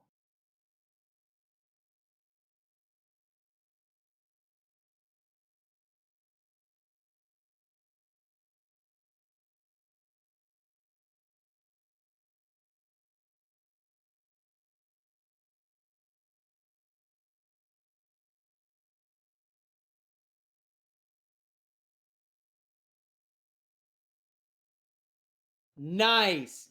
You know exactly what they used. You also get 2 hold. Yeah, they used a fucking it's what's known as a pneumatic key punch. So basically, it's shaped kind of like an L-shaped auto key rake. But what you do is you kind of wiggle it in there and then you angle it back up and it punches the top of the key just out of place enough that if you do it at the right time, you can pull the door open too. It's mainly to use on anti-tamper locks, and most of the time people would just use an auto rake to like get through. But these guys use this technology, which is way more expensive but way quieter. Instead of a breathe noise, it's just a psh, and it's done. You know. Um, Furthermore, you actually look at this and you realize, oh shit, as you're kind of looking at the cameras, they knew those cameras were there and they had to know. And they let it happen. Cuz these guys obviously, between the gear of last time and this of or between the gear they have, the camera footage they erased in the police station, um and their overall skill, these guys are pros. You know that they would delete this unless they had a specific reason for it to be around, right? It's starting to dawn on you. Maybe these guys left this camera footage here for a reason. What that reason is can be speculative. And there's one more thing. So, when you're using your computer, right, to kind of hack all of this, um, you first found like a really strong firewall, but you found a very obvious hole in the firewall, and you haven't really looked at it yet because you're still in the area. But the next time you hack in, you have a very easy checklist way to get through. They left the back door open. Mm-hmm. Okay. I don't know. It's just a lot of information to take back to. If they got military training, taking the look of the body build, the device used, you should be able to trace that back to somebody. Mm. They had to get the gear somehow. Mm-hmm. So my computer brain is thinking there's got to be a footprint somewhere to go back. After we get out of here and I go back to somewhere, get on the computer and do like a back trace for military people in the area that have the same body build that may tie to that device. Yeah, and you're kind of looking at this and thinking this over, and this this agent walks up and goes, "What do you got, Slick?" He kind of looks under and sees the dimple and goes, "Huh, pneumatic." You These know, guys. Oh, go ahead. say it. I don't see any reason why we wouldn't hide it. Why we would hide these people, because it's a good possibility that some of these people in the room are connected to this, but it's also a really good point. There's also a really good chance that there are some that aren't. And those that aren't will likely want to follow this lead. This is not a lead that leads back to us. This is a lead that leads back to Plainview's people. So we don't have any obligation to cover their fucking tracks. In Yeah. fact, in fact, showing their tracks to the police may actually be somewhat helpful to us, Mm-hmm. as long as we're not exposing ourselves in the process. But yeah.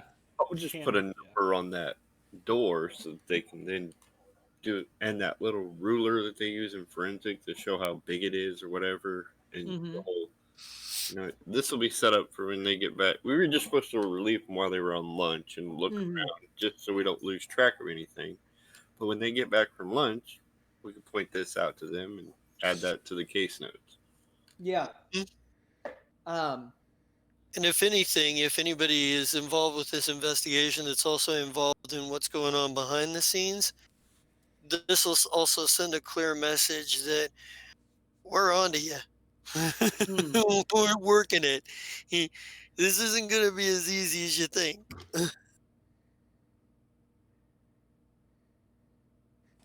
I Yeah. cannot wait to get her out of jail. And maybe at this point, Oh, yes. we go to Khan. Khan. I think this time I've had her meet me, like not at a hot dog stand like I normally would, but probably I don't know, like maybe at a a burger place or something. Sure, You know what? maybe it's like an Americana dinery kind of thing. Yeah, yeah, Yeah. that sounds about You right. meet at the Hard Just Rock never, Cafe. yeah, just someplace where there's enough people for me to be quasi comfortable, and also be able to kind of like I pick my spot to where I can kind of see more of the room than can where I can see the room, and So I don't have anybody. there's a good spot that's about halfway between your house and the museum. It's Hmm. called Shit's Grill Scrapins. Okay. Yeah, and you meet her there, you know. She's Uh probably annoyed with my choice in food because it always tends to be lowbrow. eh, you'd be surprised. Remember, she's a bit bigger. Right. And she also is by no means hoity-toity high society, Ah, okay. like yeah, like from the last time you talked to her, she was professional but wasn't afraid to like, you know, Right. be in the weeds. Yeah. Um but yeah, um you're there before her, obviously. You're the mastermind. Yep. Um she shows up, sits down.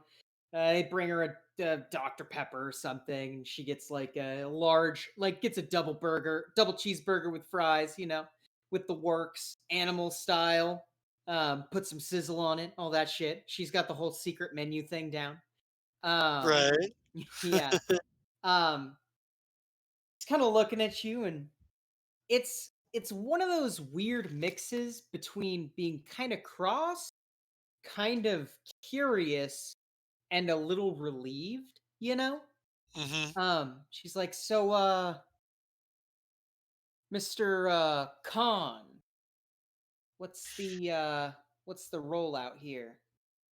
So I kind of wanted to get a bit of background information from you. The Venom job, well, the public face looks about like we were hoping for it, but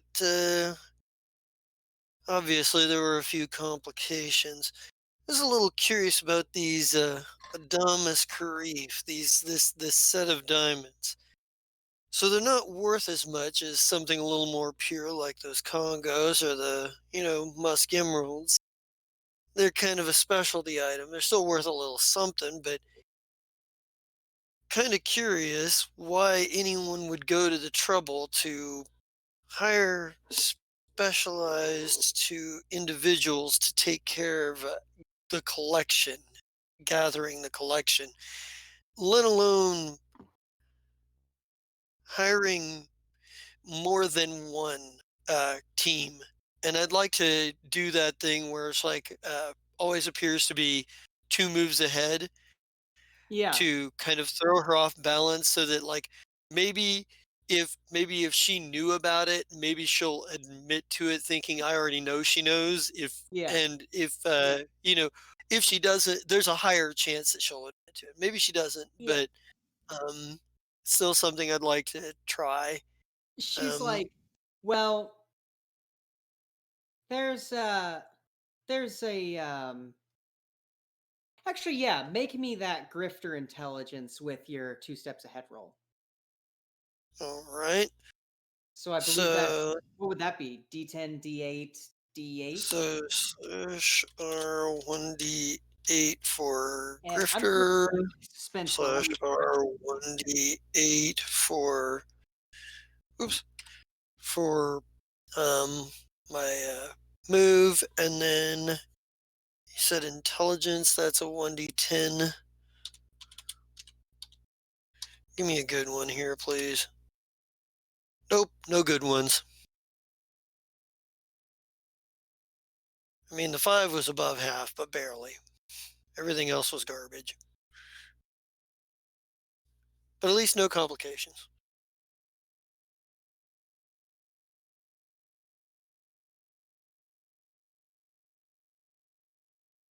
Did I lose you guys? God damn it, I think I Nope. did. No, I'm Oh, here as okay. well. I think it is Michael that is a problem. Mikael. He's not in the window. He is not. He must. Michael. So, ladies and gentlemen, when we get Lily Baird out of prison, is Joker going to A, toss her in the trunk, B, tie her up, toss her in the trunk and set the car on fire, or C, take her to the formerly burned out dead drop and completely destroy her? We need information from. Oh, absolutely. See, like Trevor, like you guys know, Trevor, GTA, said, Yeah. you know, torture is for the torturer. Christ. Okay, so let's see. That roll, that was a 3 and a 5, so an 8. Okay. Yeah, wasn't very good. Wasn't as good as I should have been able to do. Oh well. Yeah, it happens to the best of us. You know, sometimes we just have those off kind of days. I hear they make little blue pills for that though. So she looks at you and goes, Con, let me let you in on a little secret. North Africa was only released from the French in official capacity in the 1800s, late 1800s. Since then, hundreds of government changes, regime changes, territories have shifted, groups have come up and down and in and out. But you know the one thing that holds the French, the North Africans, and everybody together? Legacy. Sir, You don't steal or get rid of legacy, no matter how hard you try. The Adamas Karif aren't exactly the most valuable things by an appraiser's eye, but by those who know the story, and even more so by those who are involved in the story, things like that can be a powerful symbol that can motivate certain people to do very, very large things.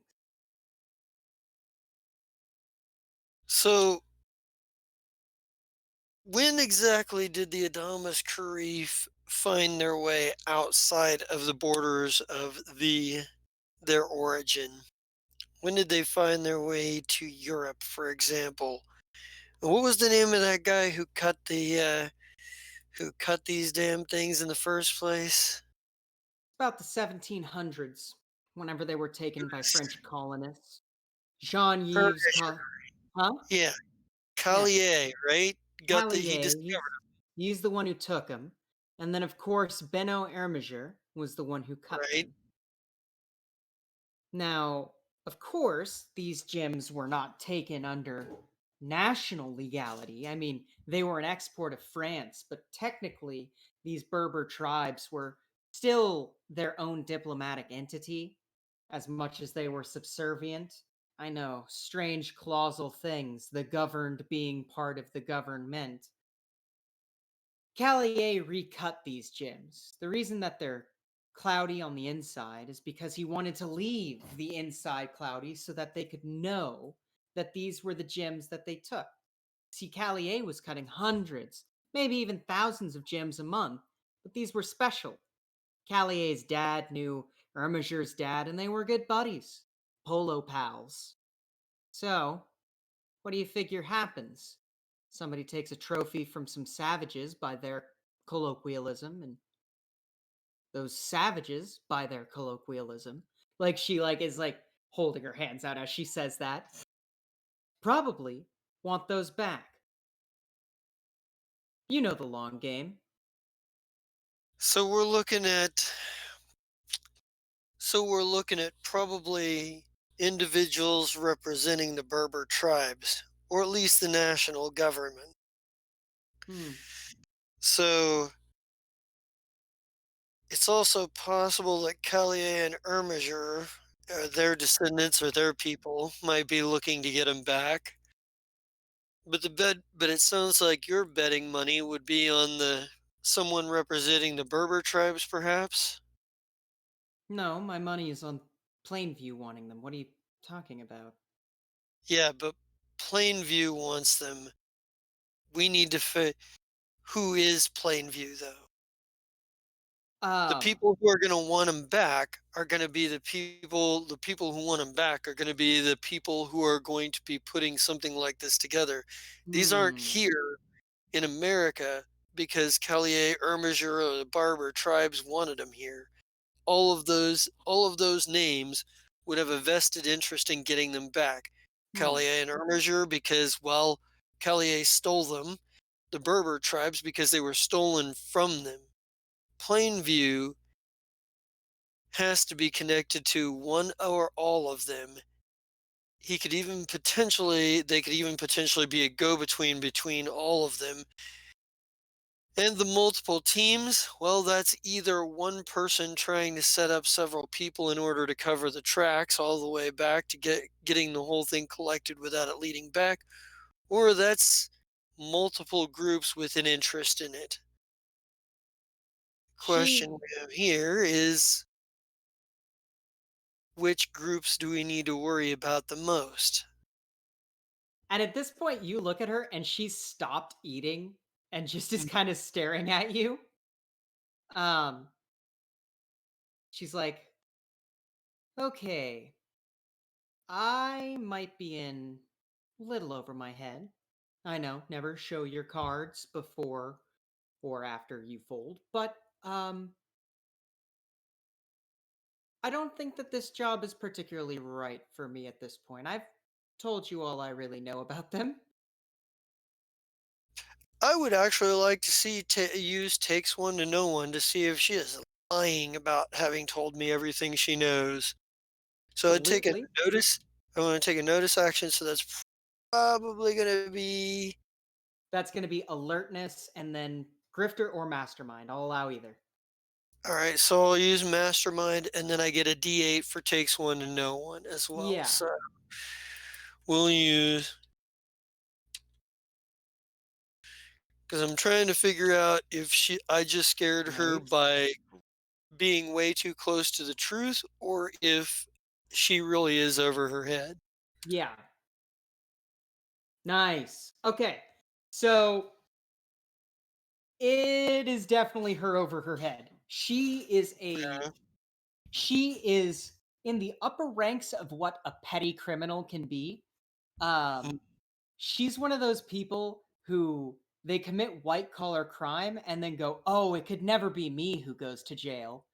You've just Mhm, talked about rival heisting gangs, uh governments getting involved, um mhm, like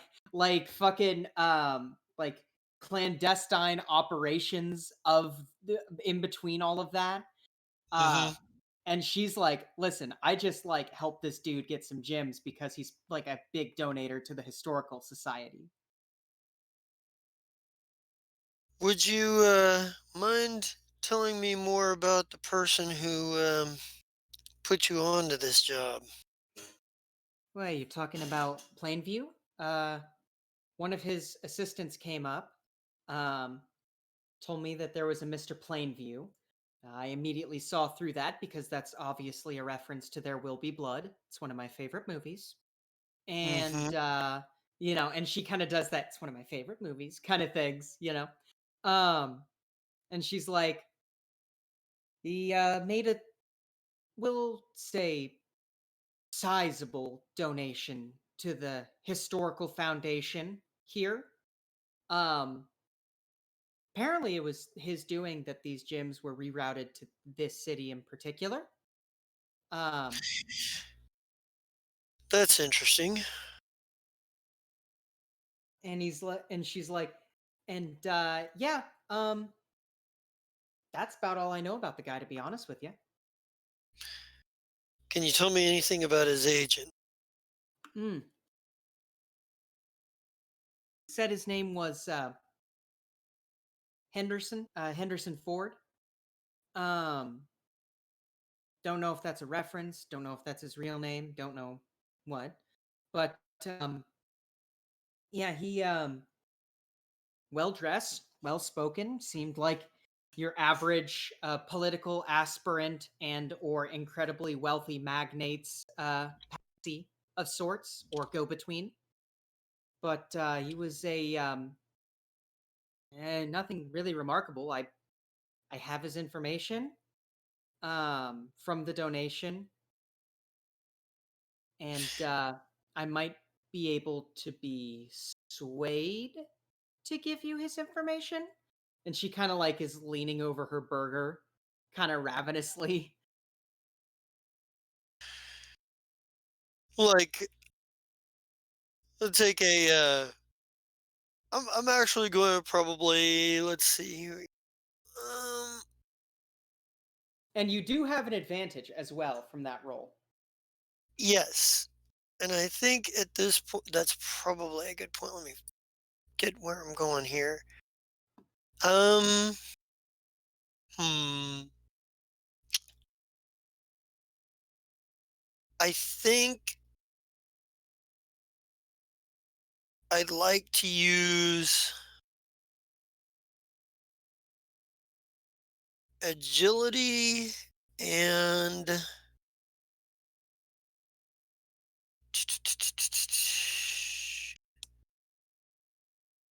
probably going to be agility and grifter because I'm going to be, You got a fast well, talker. you know what?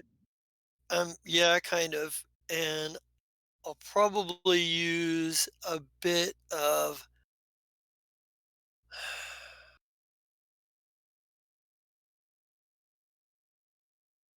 I'm going to use a little bit of trying to think what else could I use here.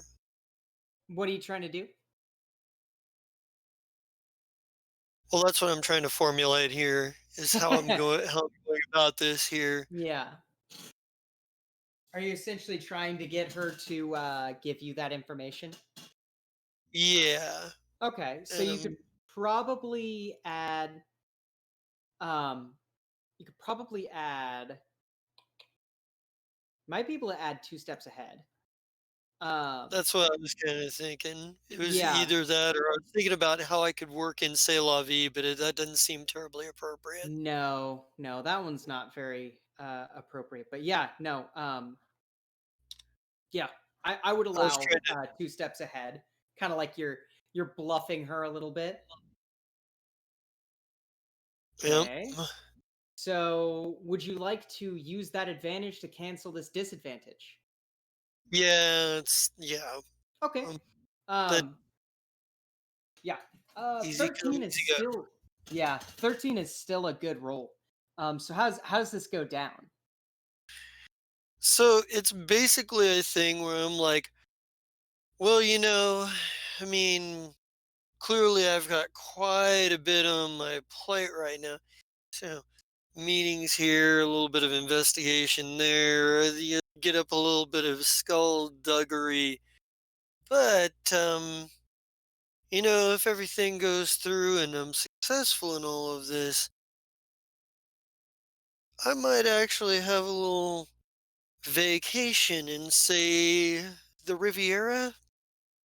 Could potentially use a little extra company Yeah, for she's the like, right person. And I'm gonna reach over. I'm gonna take one of her fries, dip it in the ketchup, and then eat it while just yeah, never breaking eye contact. Damn, okay. yeah. I see what you're doing. I never thought you'd do it, but I see what you're doing. Now, what you have done is what we in the business refer to as capitalizing on a weakness. Uh she Yes. you can tell she maintains her composure, but the slight flush of the cheeks and like the slight exhale, you're like, okay, she's in my pocket. And she's like, okay, let's just move this along. And she like pulls a pin out of her front pocket slowly, pulls out a piece of paper from her purse, writes down some information after checking on her phone, and hands you the note, and then sticks it back in her purse. Says, I my I should get back, but if you need any further information, you know how to reach me. She gets up and kind of nods at you and kind of hurries out. Yeah.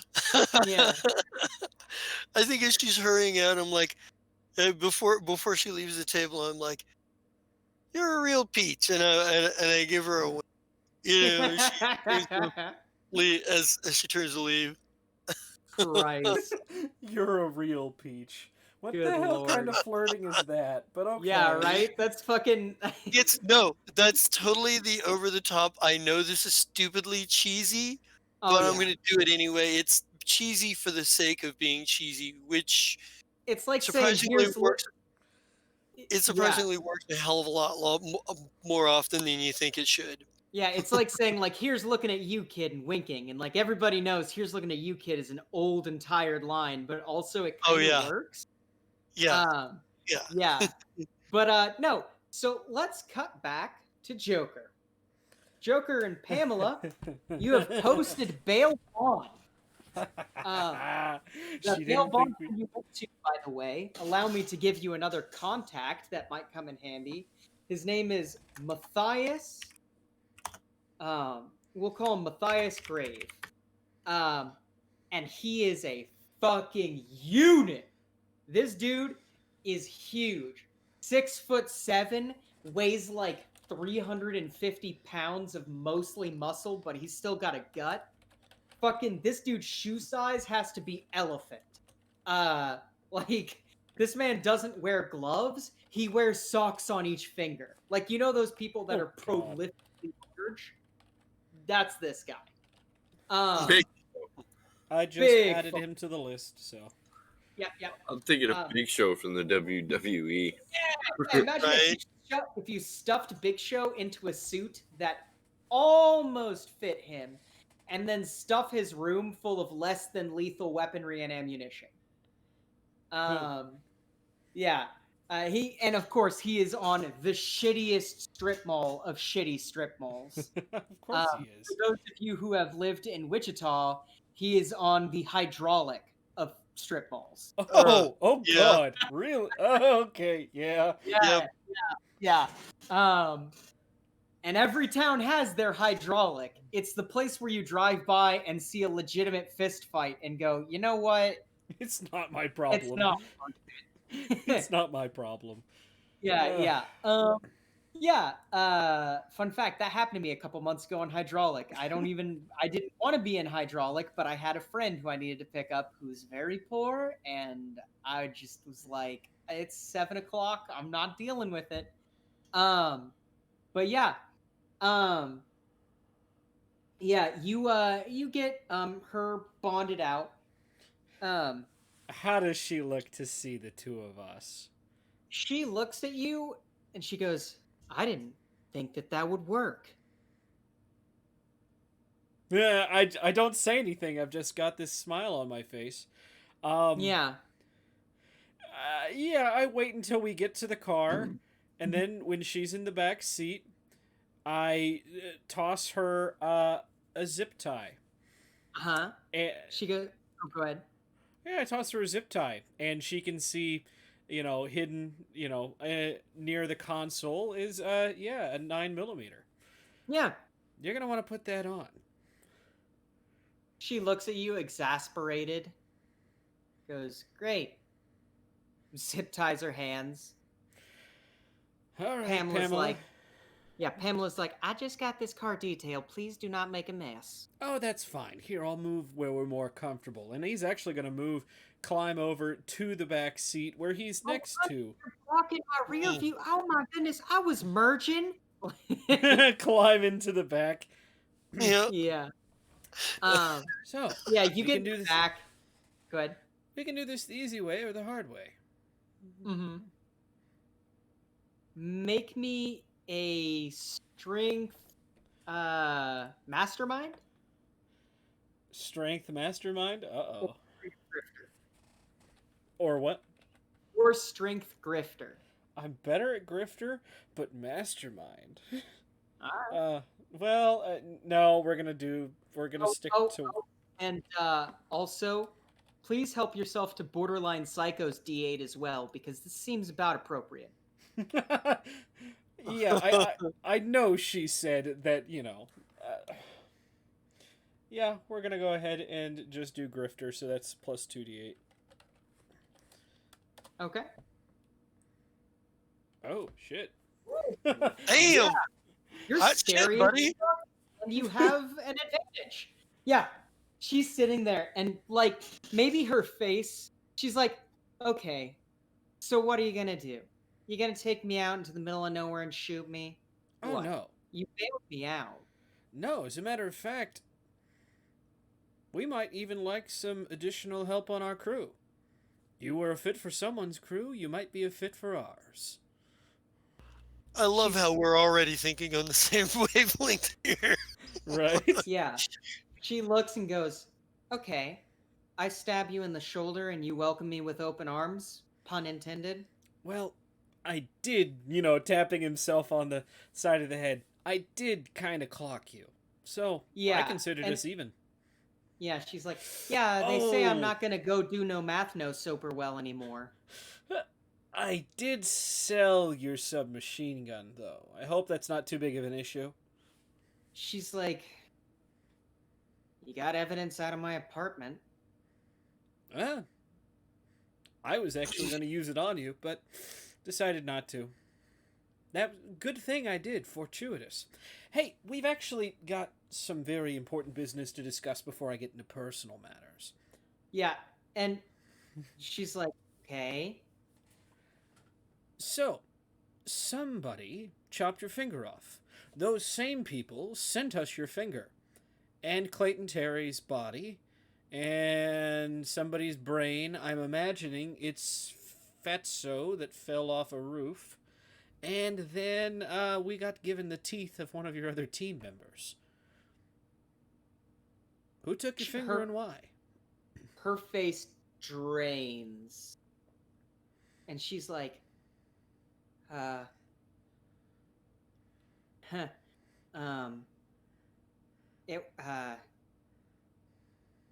I don't know.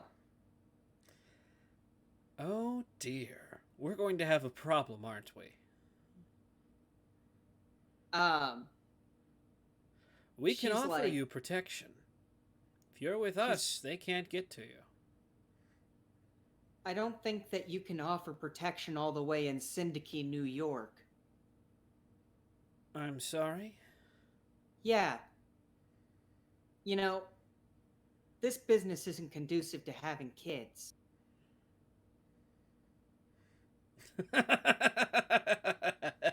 He kind of looks at Pamela at the front. Oh, this is a riot. And Pamela's just like, "You poor dear." This is a riot. You came all the way down here specifically for this job? Got the crap apartment smelling of cat urea? No, that moving here was separate. Ah, okay. Well, then that means that someone else is there to take care of the kids. Yeah, someone who ain't got nothing to do with me, really. Not anymore, and doesn't know about this business. Well, Well, they kind sounds of like you need to make a separate life for yourself. Because you're not going anywhere. No, You're out that's- on bail, remember? Well, yeah, I know that. You don't understand what I'm saying. Let me spell it out plain to you. They threatened my kid. And Joker's just kind of gonna look at her like, yeah? And? You... And she like looks at you and she kind of reels her head back a little bit. She looks at both of you and goes, "You two are monsters." No. Don't let kind of looking at, kind of turning back to Pamela. No. She has nothing to do with this. This is me right now. But please, go on and explain how I'm the monster. I don't know what I could do to make it more plain as day. I am being threatened with the life of my child. Well, you're going to And tell he's- us who threatened you.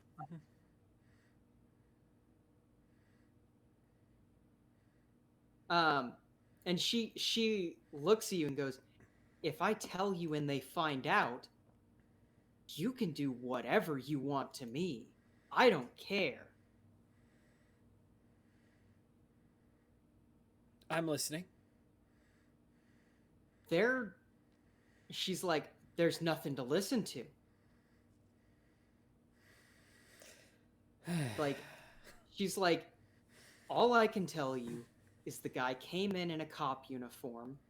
He had an accent. And that's it. That's all I can tell you."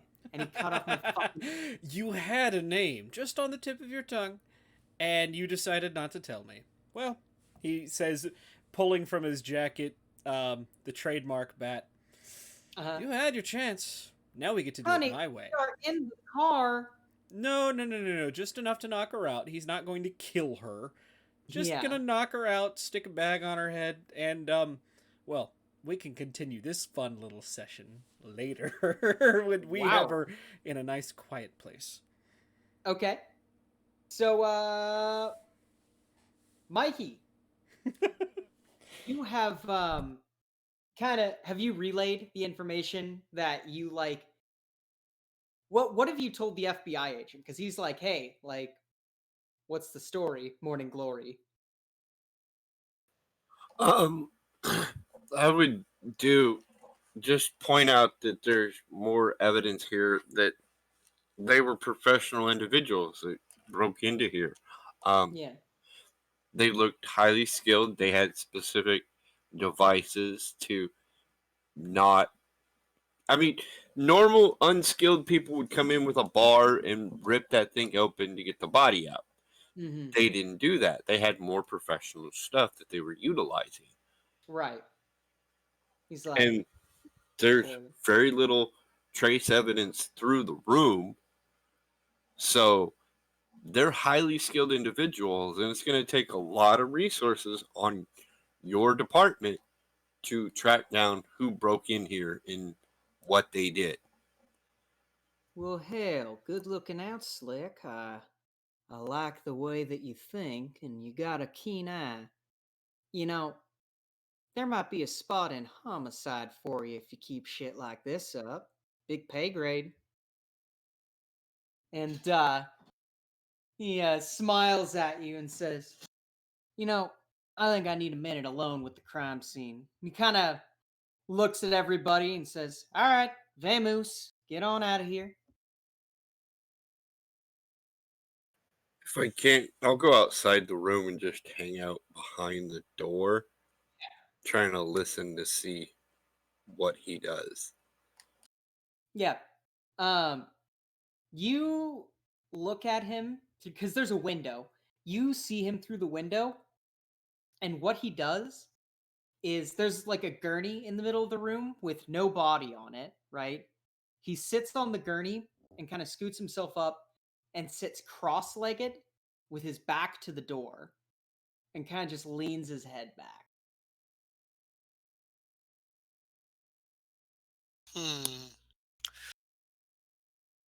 He's thinking. He's thinking.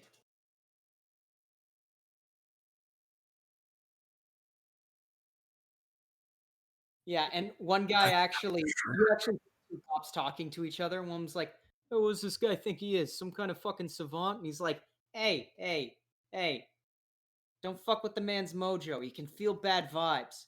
Oh, it's just a fucking myth. He's just, look at him. He's just sitting cross-legged. He's just thinking hard and breathing in formaldehyde. Bet you the guy gets a kick off of it just to get us all fucking riled up." that sort of thing. Like a little back and forth conversation is happening. That's very interesting information in and of itself. Yeah. At this point, I'll probably bid my dismissal and be like, all right, they should be back here in about 5 or 10 minutes to finish up the bagging and tagging of the evidence that I found and they found earlier. So Yeah. I think everything's And good. Bickle looks like nervous as fuck, and he's like, "Does that mean we can get out of here?" Yeah, I think we've done. They should be back from their lunch here shortly if my calculations are correct. So He we're just kind going of, to cover the lunch. yeah, he wipes his forehead and is like, "Okay, let's get the fuck out of here quick." Um, and yeah, you guys go get your clean suits off. You're walking out just as some guys in like half robed clean suits are like walking in, you know. Um, fucking and you get in the car and do you start heading to the meetup place? Like the Khan's place?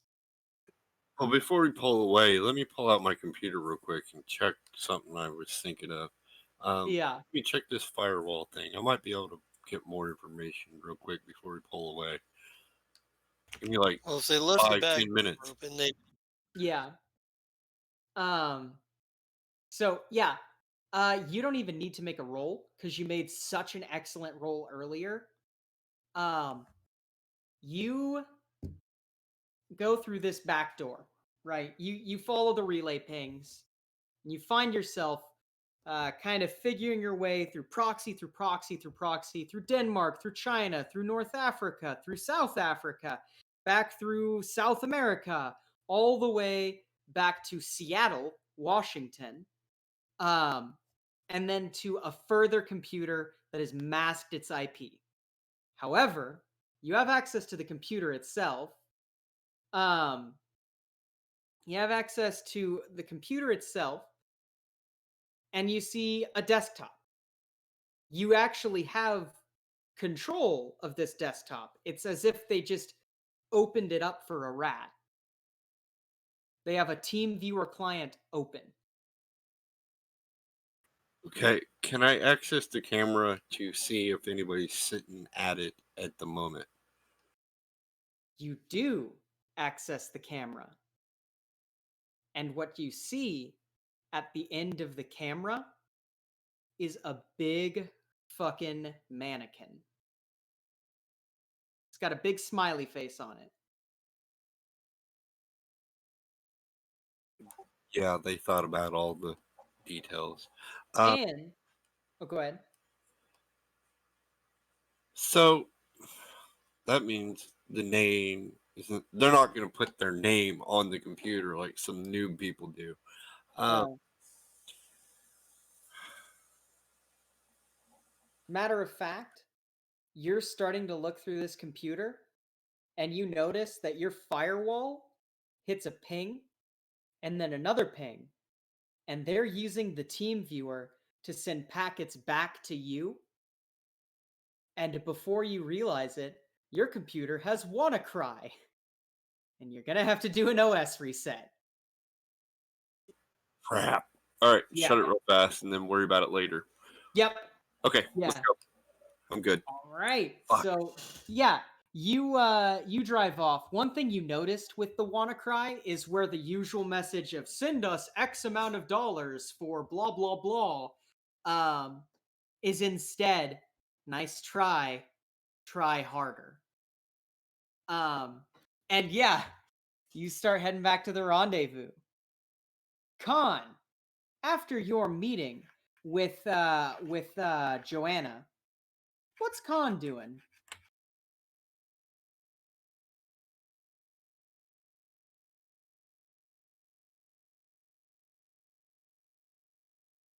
Check your chart, maybe, by the way. Aha! shit, there it is. So there's no point in trying to fucking lose a tail or they already know where we're at. And if they are as good as they appear to be, I'm probably not going to shake that tail anyway. But the thing is, they're not gonna. There's only so many people that are supposed to be coming to this place. I know who all of them are, and we're definitely going to be keeping an eye out for intruders. Like I'm going to lock the door right behind me when I come inside, and I'm not unlocking it unless I'm letting any of the rest of the crew in. And I'm going to keep an eye on my cameras outside while I while I contemplate what I've learned so far. Yeah. Okay. Yeah. So you're keeping the you're keeping that option. Hmm. And we're actually going to bounce real quick back to Joker, and then we'll bounce back to the safe house. Joker, Okay. Yeah. what's your secondary location look like? Oh, secondary location is probably in the basement of an abandoned facility of some sort, somewhere in the warehouse. Somewhere near the docks. Yeah. Somewhere where he's basically, yeah, I've purchased the property under a shell, and it Yeah. sits here and does nothing. Yeah. Yeah. It's a good place to stick weapons. It's a good place to sleep, and the only thing upgraded about it at all is the homemade security systems. Okay. Are you Probably. letting anybody know that you're taking her here? Other Um, than Pamela, of course. probably would just quickly message Khan saying, trying to convince our friend to give us the information we need. Okay. Con, do you respond to that? Since I do not know that you have taken her out of jail, there is not there. I really don't have a lot for that. I mean, if I knew she was not in a jail cell, I would recommend you bring her back here. But I'm sure you or would. but I don't know that. So Yeah. Yeah. Okay. it would probably just be like it would probably be something like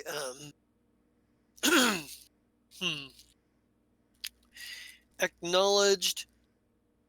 Make it back here as soon as you possibly rendezvous back here as soon as you have something. Yeah. I have as soon as you have something. I have news, or Okay. I've I have completed my task. Oh, Yeah. awesome. So, Yeah. Go ahead. go ahead. I was gonna say she's going to be set up in a room, kind of adapted specifically for this purpose. Right. She's probably gonna end up chained to a pipe, Jeez. a Yeah. big pipe. Yeah. As you're bringing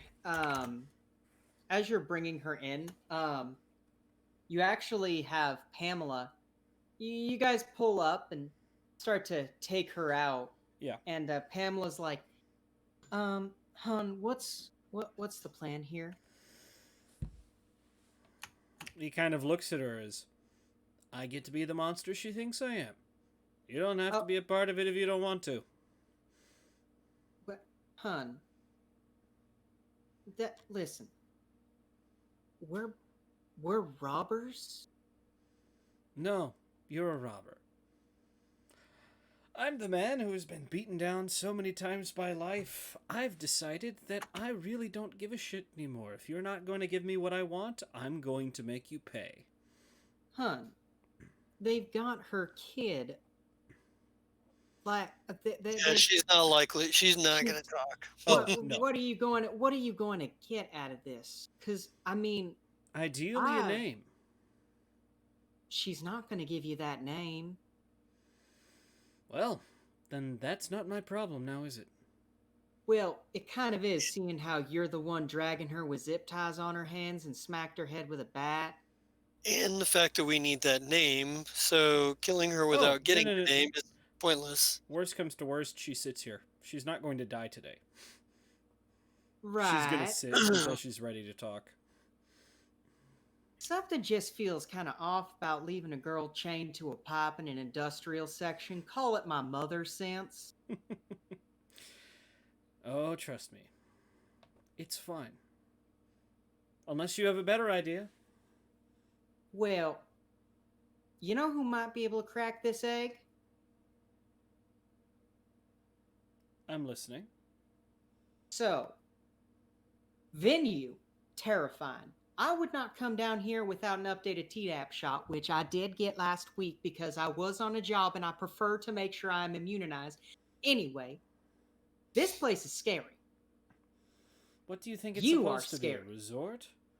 Well, At this, he does kind of step forward. I know I'm scary. What did you think I was supposed to be? Well, not Father Christmas, obviously, but what I'm saying is you get more flies with honey than with vinegar. Why don't we bring Con down here, Mikey too, Bickle, bring the whole gang. We're obviously intimidating, and then we can group think our way out of this. Kind of rolls his eyes. That's fine. She's not going anywhere else, though. She'll be just fine here. Nope, that's fine. That's fine. Let me make the call. You go ahead and take care of things. Be gentle with her. Again, he rolls his eyes. It's like, there's no point. Yeah. He's like, So, yeah. oh, go ahead. No, just, yeah. Yeah. So you kind of start dragging her off. Oh, he's carrying her. Yeah, you carry her off. Con, you get a phone call. Might be a villain. I'm not a monster. Well, I am Shit. a monster, but not that kind of monster. Yeah, you get a phone call from Pamela. Pamela, Joker just called. Did you guys get something? Get your What's going ass on? down here right now. Where is down here? She's like, I put a pin on the Google Maps. I learned how to do it recently. There is some bad. I don't know why you put me here. I guess this is why. Get down here now. This boy has done lost his rocker. Great. Fine. Send for Mikey and Bickle. I don't know what Mikey will do, but Bickle might be able to hold him back if shit gets weird. Fine. All right, we'll send out a. We all need to gather at some point anyway. I would have preferred to do it here where we can sit down comfortably, but I suppose wherever that is, I'll do just as fine as long as we don't have prying eyes. Oh, don't worry. Nobody's eyeing out here unless they're crack addicts or prostitutes. This place is filthy. Awesome. Well, why am I not surprised? All right. Give me a bit. I'll be down that way. And I'll hang up and send word to Mikey. I know Bickle's with him. Yeah. Like, hey, we need to come to this place instead of the meetup place because apparently that's where we need to go. And I'll probably put in something like, we might want to bring some cool water for Joker. So, yeah, you guys all meet up here. It's probably about midnight at this point because you guys have done a lot of stuff today. You know, Right.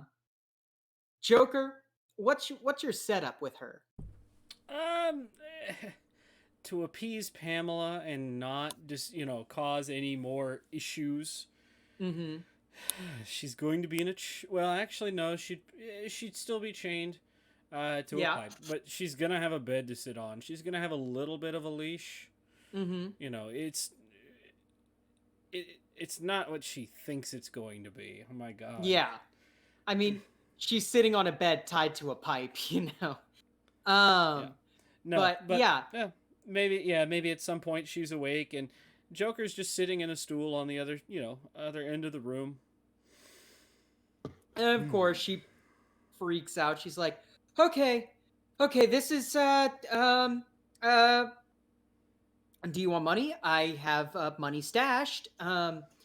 Just information which you're not willing to provide. That's okay. She's kind of panicking. And maybe serendipitously, about the time she wakes up is also about the time that Con, Mikey, and Bickle get in, and like Pamela is like, "Follow me," and like leads you down. Con's just got like a fucking like brought like a bag of tacos or like a box of tacos or something, and he's got like, and he's like, when he walks into the room, he sits him down, and he's like, and he looks her up. He looks her up first. He looks over her, and he's like, "You got her out of jail." Yes, yes, we did. She said she would only talk if we bailed her out. Well, she got her Personally, wish. I would have asked for a little thing before getting her out. Maybe not the whole enchilada. By the way, there's tacos over here, and I set the tacos down, grab a taco out, like it'd be like start unwrapping it, and maybe continue the negotiation from there. But um, this is a really interesting choice. Look, you're a Venue. guy like me, you don't have Internet many sucks out options. here. The internet is fine, you're just on the wrong internet. Go looks over and he's like, "What? We're not supposed to be on Booty Smasher 69 Wi-Fi?" No, you're supposed to be on the one that you have to type in manually because you can't see it. How many people even have Wi-Fi out here? What are we doing out here? If we've got so many people with Wi-Fi, we could do this back at the office. What, do you think that we live in fucking Eastern Europe? This is No, but come on. He We're looks in and he an goes, abandoned industrial zone with He nothing goes- but crackheads around. I mean, what crackhead has fucking I a was pl- being internet plan? considerate. I didn't want to get blood on your floors. We don't have to. Well, I was hoping we wouldn't have to get blood on any floors, but well, I suppose this is where we're at. But Everybody grab yourself a taco. I didn't have enough arms to get drinks for everybody. I hope somebody brought some water.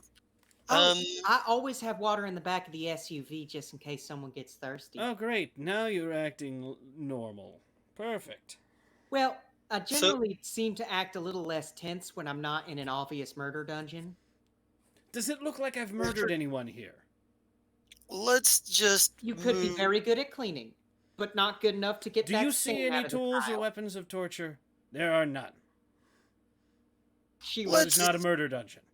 Let's bring this back on track here. Murder dungeons trace of blood. aside. What's that? There's a trace of blood in that crack. No one's actually been murdered in here. No, yeah. No, it's from a possum or something. Yeah. Either that or a fucking crackhead. It's a random animal. Yeah. Heroin junkie or something. Yeah. Like, let's This is- get this on yeah. track. This is his problem hole. When he has problems, he puts them in this hole until they stop being problems. First of all, let's start off with the obvious. Lily, pretty sure that's not your real name, but I really don't give a shit right now. There's a few facts that we need to go over here. Fact number 1. You You already want your got- finger back? what? She looks at the finger, then looks at her hand and goes, Has that been on ice? Oh no, it's just been in my back. Then it's not going to fit back on, you idiot! Give me the ring! Excuse we me. just- I don't think you're in any position to threaten my friends. I care about them a Okay. whole lot more than I care about you. Hold on. Everybody, My fucking just finger! everybody just stop. Let me talk for a minute and think. Let's get some facts out of the way first. You obviously already know what happens with us. That one turned right back around on you, and I can't blame you for trying to fuck us. After all, that's what we were trying to do to you. We'll just let that be water under the bridge, and we'll all learn our lessons. Hopefully. Secondly, whoever put you up for this job apparently didn't like your failure a whole, and they cut your finger off in prison. So you're obviously not safe in jail. And the last fact here is, presumably, you've got a better chance with us than you do in prison. And for that to happen, I'm going to need a few things from you. I'm going to need a little bit of information. Enough to find back to your employers, because it seems like this situation is a bit more complicated than you know, a bit more complicated than we know, a bit more complicated than, well, any of us probably know right now at the moment until I get a chance to talk to my people and hash out what exactly is going on here. But you could help us put a few pieces of the puzzle together. And quite frankly, you could also use our protection, or at least what passes for it. At least this way you know that if you die, the people who fucked you die with you. She So how goes, do we get to this? So how do we get to a point where we all come across a bridge where, admittedly, we can't do anything about your finger at this point, as you pointed out. Um, but we might be able to do something here. You have she information we want. We have a potential protection you want. Maybe we can work together she's like, tentatively. she's like, okay, so let me give you the scoop. Everyone who I knew for this job is dead. The people in jail who attacked me were not a part of this job. They made that very clear to me. And they were not taking a finger because of loyalty. They said that they needed it for something. I now know what that something is. Clayton Terry was our go between with Plainview. I didn't know his name was Clayton Terry until I got on this job, and our covers were promptly busted because they used the real fucking names for our job applications. Because our hacker was an idiot. I Well, that laugh. Hmm. Well, he so did throw himself off a building. so what Fucking you're moron. saying is that Clayton Terry knew more than you did, and he's dead. Yeah, So it seems that one of you saw to that with what was that? A high impact from an SUV? Or no, well, it wasn't an SUV. It was a sedan. I'll give you credit. It was a You're sedan. giving us a lot of sass for someone tied to a fucking pipe. Listen, either I die or I let's don't. let's bring it down here. There's an angle here for you and for us, and I would like to see that angle come to fruition at least temporarily. We're all messed up with some pretty bad people. And the people that you're telling me that the people that cut your finger off said they weren't involved with Plainview. Is that a correct read on what you just told me? Yeah, no. They said that they weren't with Plainview. In fact, they specifically said Plainview. They didn't say your employer or anything ambiguous. They said Plainview. They said that they weren't with him and that they needed my finger for something. And then they read me an address, a really important address. And they said if I said anything else about them, then I was going to have that address have something very bad happen to it. So tell me more about this address because Oh looking God! down any. For the love of Christ, the address is where her kid is. Jeez, can we get on with this? Oh, well, that makes a bit of sense and something bad. So they're threatening the kid. Oh God! Wow.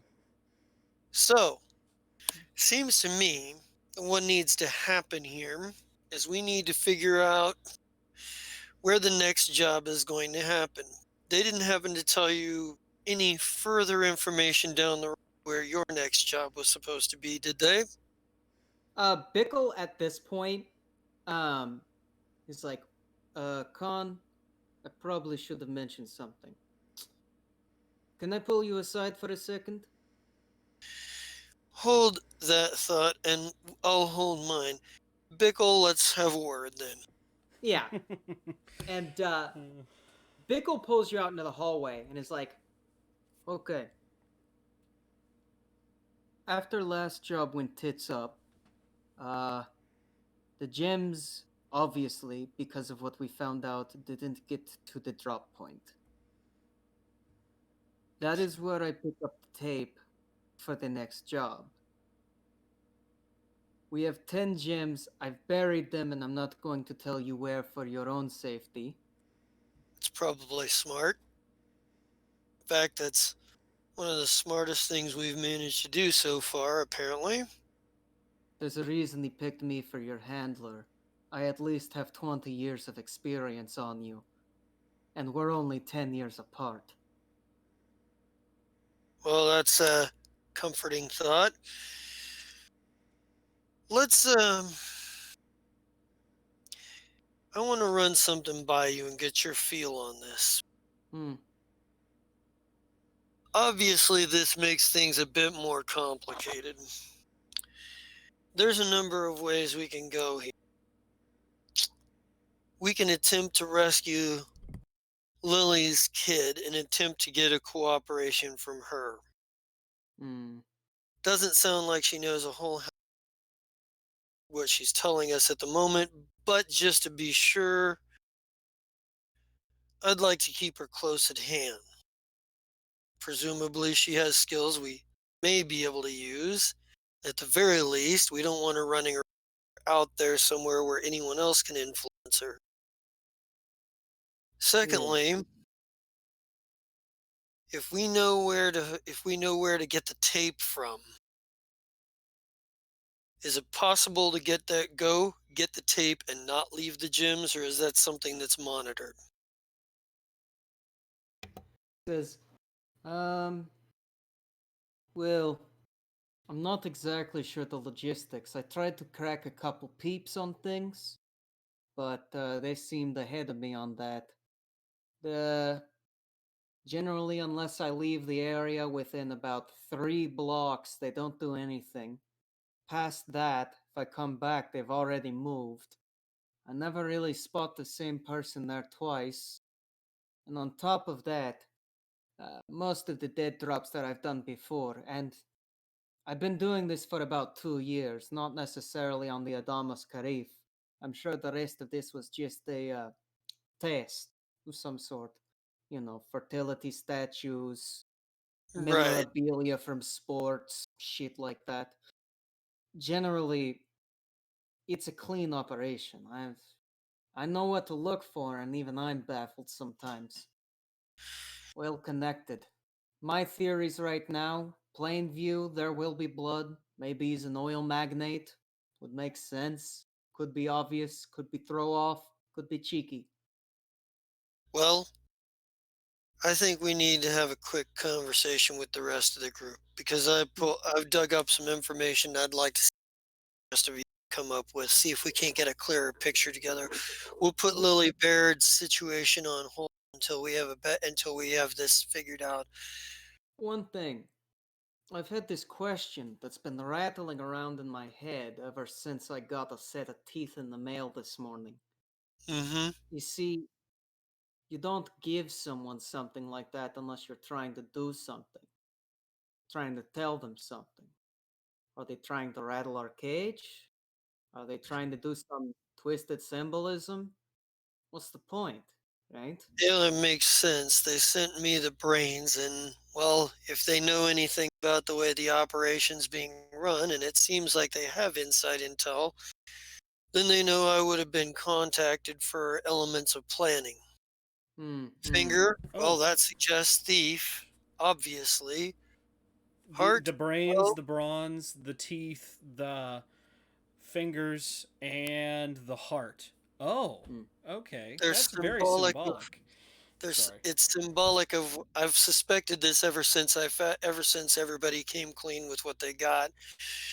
It means that they're supposed to be representative of what each of our roles are, at least as perceived by them, given the dossiers they've received and the intel they've managed to collect. So, Oh. why give us a time and day then? What? Do they think that we're going to walk into an obvious trap? Surely they know that we're going to try our due diligence. Yeah, which Oh, would make a shit. lot of sense. And let's call the rest over. Yeah. Right, Scott. right. Yeah. And Yeah, I'm, and you and I'm guys gonna get everyone rounded up. yeah, I'll look at Lily and I'll be like, Joker Lily, kind of we'll reluctantly. get back to you in a minute. Right. Joker kind of reluctantly. He's the last one to shut the door and locks it himself. Yeah. There's no window, so there's only one way out. It's through that Yeah. door. First of all, I need to know what everybody's got here because I've got a bit of information in this thing's way complicated than we believed when we started. So let's I think let's have it all out. first thing we need to get straight. Kind of looks at looks at Pamela. Yes, I am a monster. A monster that will say whatever he needs to do to be perceived as whatever he is. If I'm the bad cop right now, I'm going to say and do whatever is necessary to be the bad cop. Let him be the good cop, that's fine. But don't step on my toes because you think I'm going to do something that we'll regret. Have a little faith. Clear? Honey, when you've been in this business as long as I have, you've seen people with bark, you've seen people with bite. And right now, I'm still trying to decide which dog mode you're in. Little one or big? Why don't we just leave it at both, alright? Okay, whatever you say. And she kind of Joker, shoots this steely Joker, she glance. has Joker, she has a point. You are a bit unpredictable. Pamela, you should have known that's the exact reason I sent Joker along with you. And you should have The- known that's the exact reason I called you when I did. And it is exact reason I sent you. So, here it is. So, Mikey, Bickle, what did you find out? What do we got? So, the people that broke into that morgue, they're military grade training. Makes a lot of sense. Yeah.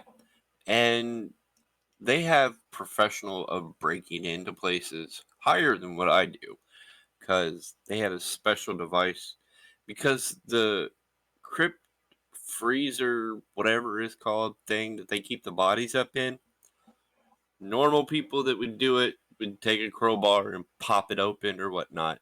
They had this special device they used. Minimal sound, easy opening, and no evidence. But there was a questionable individual that was on the police force. Or Big I think spook. FBI. Yeah, Big Spook. He decided that he was going to be Mr. Head Honcho. Play some meditation game as soon as we leave the room. Top of that, figured almost fingered us immediately. If it wasn't for the paperwork we had, they would have had us behind bars like that. I'm still not even sure he fully believed us. What about the computers? Find out anything there? Oh Lord, that dude is toying with me. So on the security system, they left a hole, a firewall hole that I could step into and look and gain access. I had to follow several different servers across different areas, follow the IP address. Got back to the original computer, looked at that, there's no evidence there and whatnot. And I tried to look at the camera on their computer to see somebody sitting there. Oh, they thought about that. They put a mannequin in the way. It was like, forget you. And then they broke my computer. Sorry to hear that. I know you were really proud of that when you did it. Well, that all sits and fits. So our story starts in Africa. These gems, Sadamas Karif stuff, the cut, they're not necessarily worth as much as a normal cut and a normal diamond. So I've been wondering ever since we started this job, why would anybody be collecting these? Had to be a reason. And after there was more than one crew on the last job, I got to thinking to myself, whatever these are, they got to be something a lot more important than just somebody who wants a few specialty items. After all, there were only two possibilities that it could have been. Either there were multiple parties involved sending multiple crews, or one person sending multiple crews in hopes we'd eliminate each other. He'd eliminate the last one and get all of the gems and make off with. Did a little bit of talking to some people down at the museum. These gems come from the Berber tribes. Now, the French owned a lot of land in Africa. Well, more like they took over. And they stole a lot of shit from there, including some diamonds from the Berber tribes. And this is a Frenchman named Collier, and he takes them to a man named Beno Ermiger, cuts them, and he cuts them a specific way so they can tell them apart from the rest of the gems they're putting together. Now, this is important because over the course of time, since that time, the African people have done what they've done. The French have pulled out, and governments have changed hands over times, and representation of that government has changed over. The interesting thing here is that the Berber tribes have their own representation within that government. They're sort of like their own mini government within the government. They have their own sort of thing going on. The way I see it,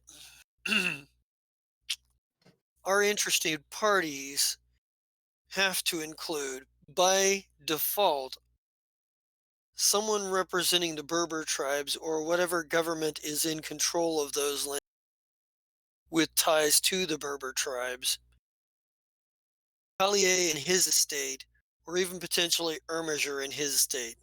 Now, Plainview might be one of these namesakes, or he might be a completely different party playing everybody from the middle, attempting to get all of the gems so that he can sell them to the highest bidder.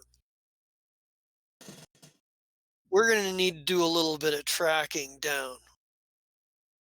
Clayton Terry, we need to know, apparently, since it was his real name, we need to find out where he lived. We need to find out who he connected with. We need to investigate the living hell out of him until we know everything about his dealings and who he talked to, until we can kind of figure out what's going on. Because if Lily is to be believed, then he was the go-to there. He's going to be the most likely to have any information. And if our man Bickle here couldn't find anything on the drops, I'm sure Clayton Terry, as amateur as he was, probably didn't find much either. But we might as well exhaust the possibility anyway. Yeah, Bickle actually raises his hand and goes, I mean, it's a good plan, but what do we do about the meet tomorrow at 5 bullshit? Well, that's a good question, and we'll get there. But you can't start the if you're only planning for the step ahead, well, then you'll miss the 2 steps ahead. Obviously, there have been people 2 steps ahead of us. Whoever cut her finger off wasn't working for Plainview. Mention Plainview by name. First of all, there's the name Plainview. Bickle's theory is he could be an oil magnet. We know any oil magnets that might be tied to Africa or the gem trade? That might be worth looking into. Well, that's a tough one. I mean, Middle East and North Africa, some of the richest oil plains out there, and some of the biggest gem areas out there as well.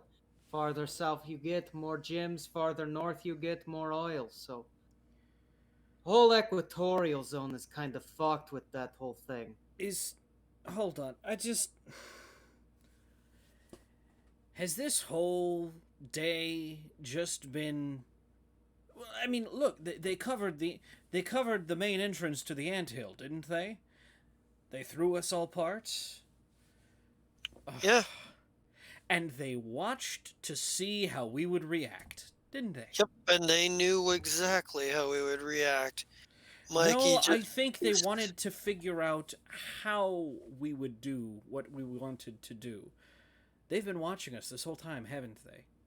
They wanted to see where we would go, who we would talk to, how we would do what we wanted to do. However, they're trying to see the limits of our resources. then we grow our resources. We improvise when we need to. We plan in every contingency we can. We can't stop planning and start going. We can't stop planning and just go on pure impulse. We'll get nowhere that way and we'll run ourselves in circles. However, they already know we're planning. They already know that they already seem to have a grasp on how we're going to use our personnel. And we're the how we're going to use our talents. The only thing we can do is continue following the wormhole as far as we can and hope we can find a way to trip them up. I have To a this point, I proposal. guarantee they don't know. To this point, I don't think they know that we know everything we know. They probably don't exactly. They probably picked up on the fact that we fucked up their plans on the Venom job. But as far as it goes, the Venom job was the Venom job. If we're changing our tactics to going after their agents rather than going after, and so that they're framing themselves rather than the way we were going about it, we're already changing our tactics to begin with. Now, first of all, what was your proposal, Joker? All right. They know roughly how we operate, so let's flip it on its head. Let's do something we haven't done before or wouldn't normally consider. My vote? Let's go get her kid. We'll bring her with us. With luck, they'll have somebody watching, someone I can actually beat the tar out of, and maybe get answers out of. That's I what won't I'm be talking expecting about. that. They probably expected us and already know that we've broken her out of prison, and whether or not they think she's going to say something, they might do something just because they can. So I vote we bring her along. Maybe a show of trust. I agree with that. And I agree with saving the kid because they're going to expect us to show up tomorrow. They're going to expect there's one of two things that can happen here. Either they expect we're going to show up and we do show up, in which case we put the ball directly in their court. Or we don't show up, which they may or may not expect. But I'm pretty sure that if we go and take care of the kid, we're getting a step ahead of them. What They if we know do that both? show up and go get the kid. Well, she said it was in Syndicate. That's like a 7 or 8 hour drive from here, hon. Well, then I guess I better start driving, huh? And the meeting's in 5 hours. Just No, the meeting is in 18 5 17 hours. Yeah. I 'Cause don't if think it's, we if it's actually like even. midnight, yeah. I I'm don't not expect terribly us worried. to... Go ahead. I'm not terribly worried about us showing up to the meeting. And the reason why is this. They may know everything they can know about us. They may know all our individual identities. They may know where we live. But that's the leverage they have.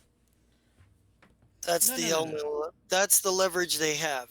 They're going to have to decide whether or not they're going to spend that leverage just because we don't show up to a meet that no sane person would walk into. All right, then we do it this way. However, we don't show up, but we show up. How much do you think it's going to cost to get some people to wander in and act in our stead? At the very least, they get shoved out at gunpoint. If we have cameras watching the event or something we can set up and record, it will at the very least tell us something of who we're dealing with. but if as you say they've been watching us, they know we'll try something like that. After all, we've tried to frame people in our last 2 jobs. They'll figure we'll pull some switch like that. It doesn't Then you mean we guys go can't get the still kid. try. I'll go. I have an idea. How about we all go, we all get the kid. We see if we can't figure out who's shadowing that house, beat the holy high hell out of him, get what information we can out. This is where you come in, Joker, because I know you've been itching to beat the holy high hell out of somebody. And this lady ain't gonna talk because they got our kid. I can tell you right now, parent ain't never gonna give up nothing when their kid's on the line. But I got some two-bit thug with nothing to lose, or some two-bit thug with nothing to, nothing at home, no leverage. That guy's got a reason to talk. I Then have we show up. Then maybe we do show up, but not all of us, and maybe not who they expect. Well, if I we're going go to in. do... Hmm. I go in because they'll expect me. Or We are not going to have time to go there, get the kid, and get back. I don't we believe. we got 17 hours between now and then. It's a 7-8 hour drive there. We I either was make gonna it say. back just in time or we make it back late. Either way, I'm not terribly concerned about what they're going to do if they don't see us. That leaves a 2-hour window for us to find the kid, get them, beat the paste out of some dude, and then come all the way back here. And Tight tolerance. fair. Secondary question. We are using the operative phrase them a lot. Do we have any idea who them is if they're not Plainview? That's the other part. Here's We the need to thing. get word back. We need to get word back to Plainview that there are other people that there are other people encroaching upon his interests. Wait, And give do him you his want to go diamonds back? while he's at it. You want to Nope. go back to Plainview? Nope, just send a message. Oh my god, this is not so that hard. Wait, He's In not the fact, one we tell doing this. In fact, we tell Plainview that we'll have the gems at the location of this meet at the time. You want to that put they say. Plainview in the hands of them. Well, you mentioned a police officer too. Hmm. How much does a police officer, a special cop who meditated and what have you, if he was in charge of the crime scene, I'm guessing he's high ranked. Good possibility of a federal officer or a detective. You It want was- to it was- leak? You it want was to leak the FBI. meet location to the FBI? Oh, I want to get everybody in the same place at the same time, if it's possible. If it's You not know- possible, we can get it done down the road. But You know, Sure. we have a name for this in Ukraine. It's called a Sprechinova, a three-way fuck. You know why they call it that? Happens 3 ways and everyone gets fucked in the end. I guess that this would be a Scorchinova, a 4-way fuck. only this time, only this time, we will come out the right end of this thing. Wet, but not too wet. Hmm. In other words, we do this right, we come out with as much loot as we can get off of them. But my hope is we get all of our everybody who's going to who's got it in for us or who could put us in away, all in the same place at the same time. Kill as many birds with one stone as possible. You realize this means we're burning whatever bridge we had with our friend, Plainview, yes? Got a feeling we're going to be leaving the country soon anyway. I got a feeling we're heading ourselves to either Europe or Africa. Because I think whoever's got this thing, Plainview had this diamond moved to this specific museum so that we could steal it. If he had the power to have it moved here just to be stolen, then I have a feeling that whatever happens in this Scorchinova, we're probably going to have them on our tail because they're not all going to go down. We get them all back. We get them all back to the source of the problems. The Scorchinova is just the opening act. The real fun happens once we get to the lands, once we get back to Africa. Because whatever the agents they've got here, gonna be nothing compared to their U.S. federal law enforcement. Not likely to follow us all the way. Lots of However, Plainview, perhaps. lots of African countries don't even happen to have extradition laws. Absolutely. And maybe at this point, um, we like get Pamela like, okay. So right now, instead of doing whatever we can to duck and run, we're gonna go to Africa. What? Well, didn't Well, you know they it's- blessed the rains down there? Oh, hush Girl. you. Every damn one of us is a loose end. No matter who comes out on top of this, we come out in graves. And the faster that we scatter ourselves to the wind to try to disappear, the faster we get picked off. Our only shot at this is we get our shit together and we go straight up the middle. And when we go After right all- up the middle, we drag all of them with them. We turn this whole thing inside out. After all, think about it. You're the heart of the group, according to these people. Where would we be without that? Well, you probably would have less brownies. Yes. That's absolutely true. And less people to sweet talk our way into a viewing with our new person. By the way, I should probably go untie her if she's going to come with us, shouldn't I? Yeah, but here's the thing. Here, give her a ringer back. She never goes anywhere alone until we've got her deep enough in the mud with us that there's no option for her to run or betray us. That's in fact, fine. even after that, we keep an eye on her. She already And- considers. Go ahead. And considering you got her out of jail, then perhaps you keep an eye on her. She already thinks I'm And a you, monster Pamela. anyway. And you as well, Pamela. After all, from my understanding, your initial scouting of the Phantom, the two of you had quite a conversation to begin with. As far as she's concerned, she doesn't want to fuck us, and we're going to help her get her kid and get free of this. There is the Hmm. small fact that I basically implied that I didn't care about her child, which I don't.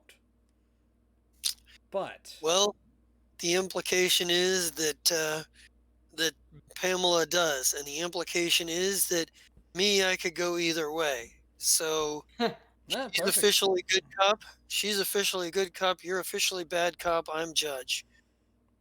Jury, So, pointing towards Mikey, jury, and executioner, pointing towards Bickle. Yeah, know- Bickle has a grim face that belies that maybe he didn't take that as a joke, but instead as a command. You know? let's Like the- not start yeah. signing death warrants just yet. Not Oh, until there's a jeez. damn None good of- reason for it. None of you can take a joke. Jesus. Yeah. It Not goes. that we can't joke. It's not that we can't take a joke. It's that we want to make sure that you know if we laugh, we're not laughing because it's an affirmation. We just don't want you to think it's okay to do a thing sometimes. You guys think I I'm realize you're joking sometimes. We just want to make sure. That's didn't- all. I didn't catch the last half of that. Sorry.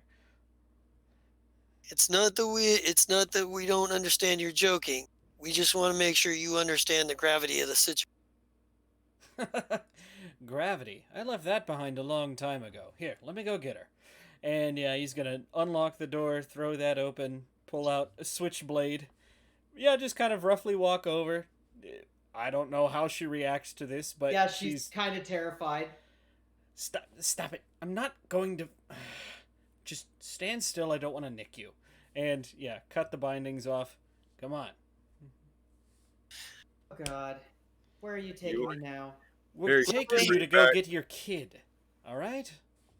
Yeah, We're you gonna- hand her her ring, and she like reaches, grabs her ring, puts it on her left hand ring finger, and says, we're what?" We're We're going to gonna give your save your kid. kid. We're gonna save your kid. You're gonna help us. And then, if we're really lucky, we're really smart, and we're really good, we're gonna turn the whole goddamn thing inside out on everybody who's been manipulating all of it. After that, who knows? Feel like turning turning the tables on somebody instead of having the tables turned on you for a change? And I think the last shot that we get is a shot of her, and she kind of like looks around for a second and furrows her brow, and then looks up with a smile. It's like, hell yeah, I am. And we're gonna cut there. Nice, nice session, everybody. Let's get some sign-offs here. Let's start with Jesta. Ah, sorry guys, I didn't mean to cut everybody off so many times. I just long fucking. This was exactly what my character was meant for, was to Oh, yeah. put pieces of puzzle together like this and come up with plans. This was juicy for me. Thank you. Mhm. And with that said, I am the Just a King Zarad. Oh my god. And you can catch me here on Monday nights for The Fire Strike, my favorite group of space pirates, space terrorists, and never do wells, our flagship show.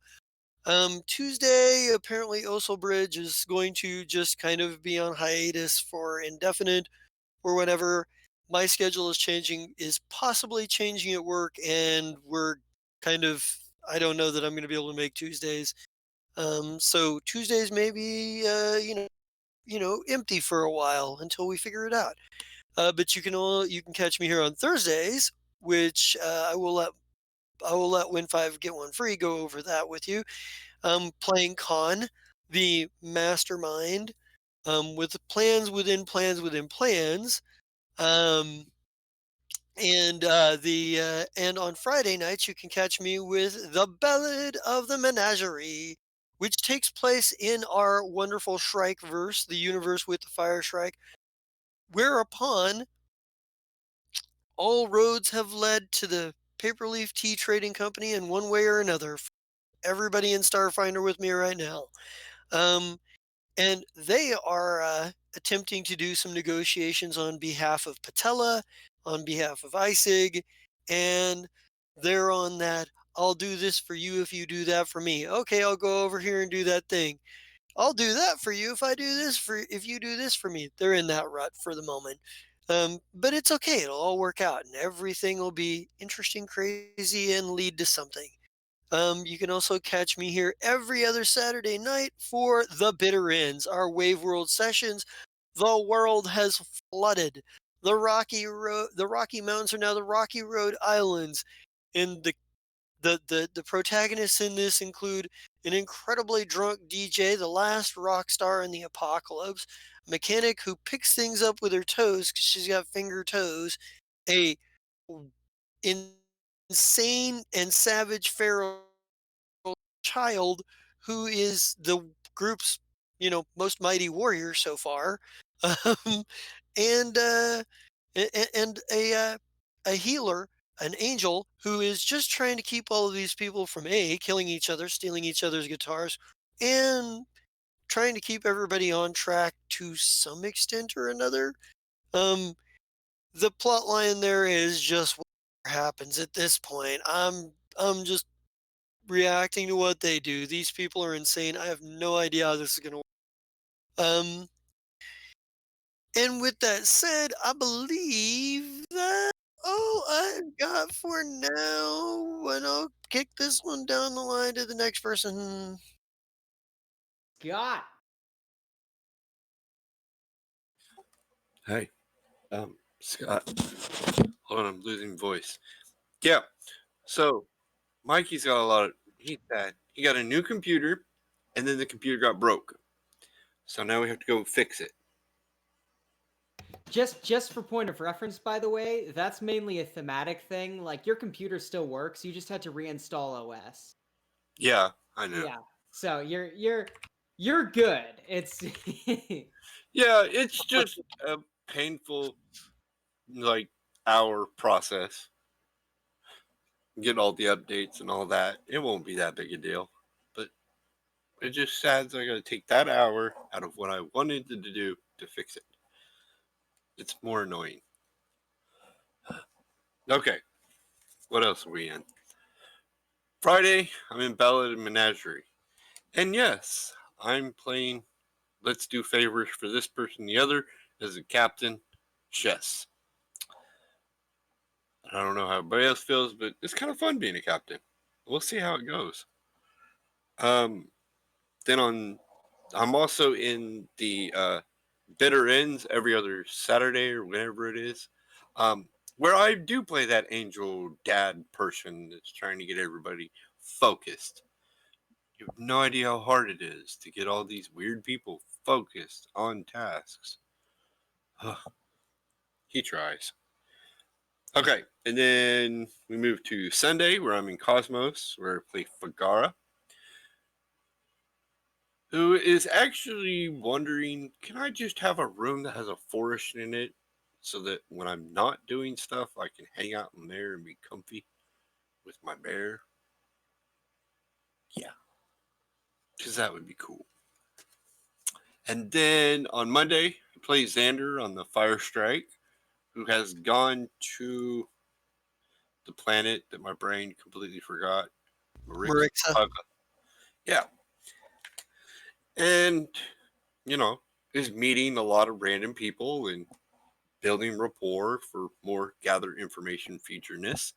Going to a party, waiting for a chance to do what he's good at and getting a library. So, yay. So Tuesday's done, so we'll skip over that. And then Wednesday, I play Night in Hinch to Minch, where, hey, we got to blow up the little space station thingy where all the prisoners were. We blew them up. Okay, we didn't blow everybody up. We took a few people with us. And I almost got stabbed. He was going to stab me because I mouthed off to him. I know he was going to. That's what I get for opening my mouth. Hey, but we're coming back to Earth, so that's okay. I need to be back on Earth. Oh my God. I couldn't teleport. I couldn't be invisible for a long time. It sucked. And then, oh wait, that's everything. nice. Okay. Finally, on to Guianer. Hello, ladies and gentlemen. My name is Cyrus Smith, and today you caught me playing Joker, the very tired and, I'm pretty sure that Pamela was convinced that Joker was going to, I don't know exactly what she was thinking, but Joker, first and foremost, is a performer. Who knows which Joker is the real Joker? I know which one is the real Joker, and, yeah, but he'll do what he needs to do to fit whatever hat he needs. We've decided that the person that he was going to terrify doesn't need to be, we're going to help her. Joker doesn't really see the point in that, but understands that in times like these, you need all of the help you can get, whether you like that help or not.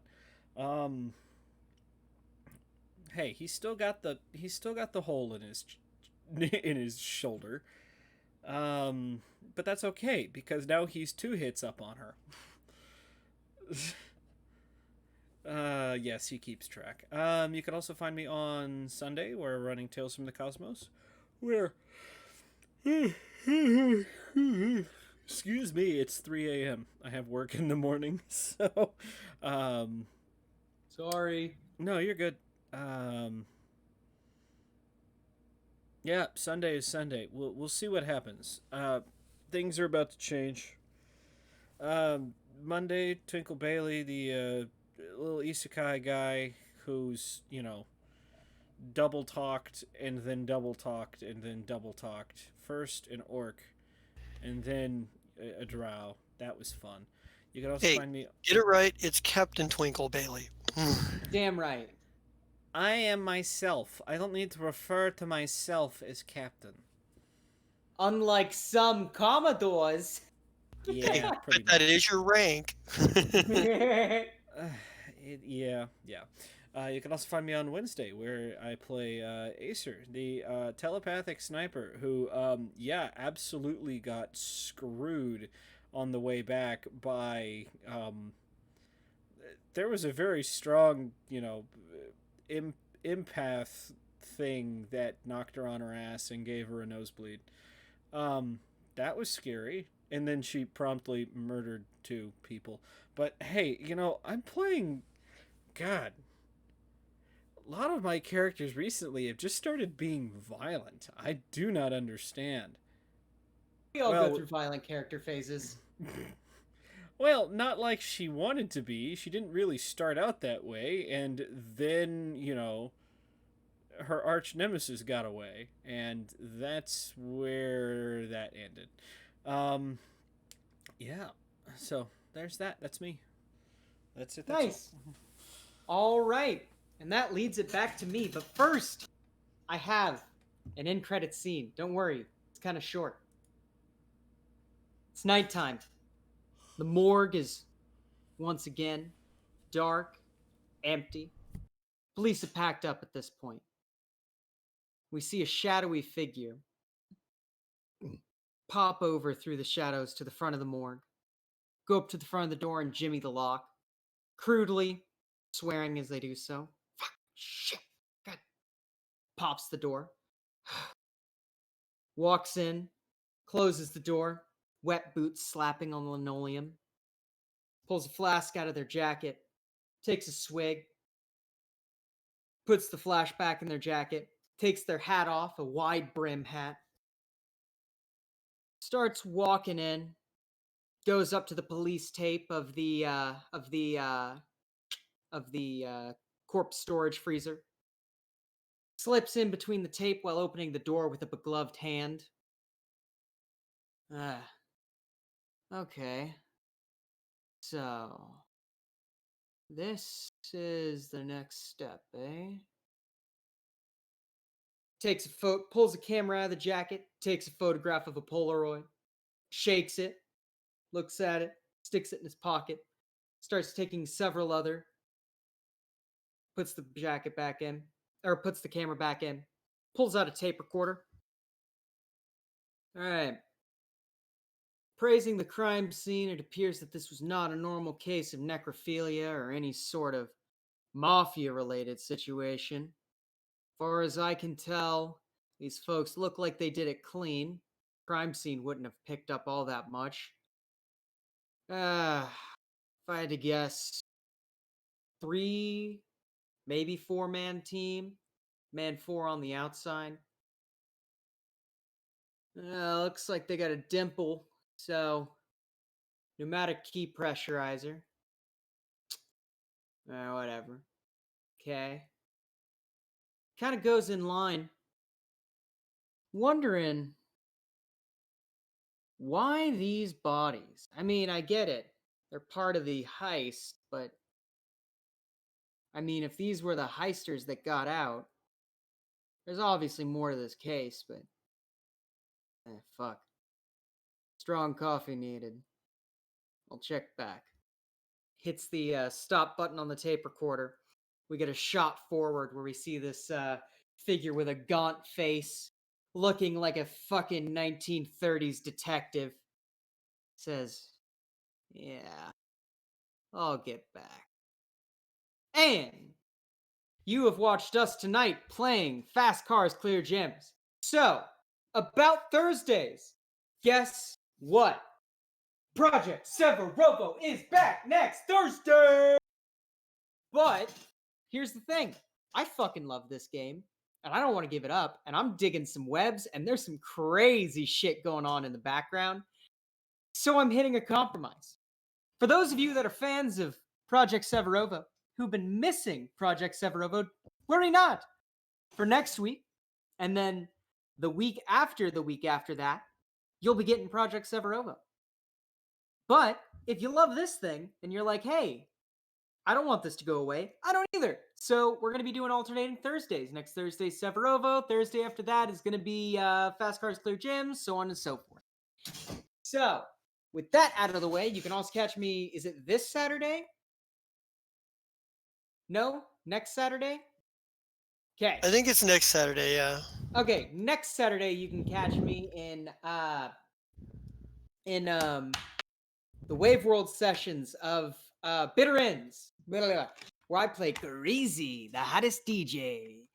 DJ of, you can tell I'm tired. DJ of KRUST 6.66, the hottest shit that floated to the top of the bathtub. Where, you know, I've said this a million times now, but he was drunk, got stabbed in the stomach, and then drank some more. He was trying to buy heroin because he's really a shit, actually, and makes a lot of his living instead of, you know, off of radio DJing. He makes a lot of his money off of selling drugs, usually to people who he knows aren't going to be able to fuck with him, so he fucks with them. But anyway, you can also catch me on Mondays, where I am, Jesus Christ, where I am Paralictor or ex-Paralictor Burn Ward, depending on what day you ask him. Yeah, he's going to be a punchy boy. I'm super excited. I love playing merch, but I'm really excited to have a spotlight on Burn Ward because I've been really eager to play him. So this is going to be really nice. I get to build some inroads with the team and, you know, all that shit. But yeah, other than that, if you are currently watching on YouTube, thank you very much. But you can also be watching on Twitch at twitch.tv/Paradise Theater. If you are currently watching on Twitch, thank you very much. But you can also be watching at YouTube, youtube.com/Paradise Theater. Twitch.tv is pair_o_dice_theater. My bad. And if you are a fan of scheduling, you're a fan of community outreach, and you're even a fan of hot memes, you can catch us at Pair Theater. My name is Mike, also known as Win 5 Get 1 Free. Catch the music that I make at soundcloud.com under Michael Burley. That's all for me. Let's get an RIP Terminator and get out of here. R.I.P. Terminator. R.I.P. Terminator. That guy.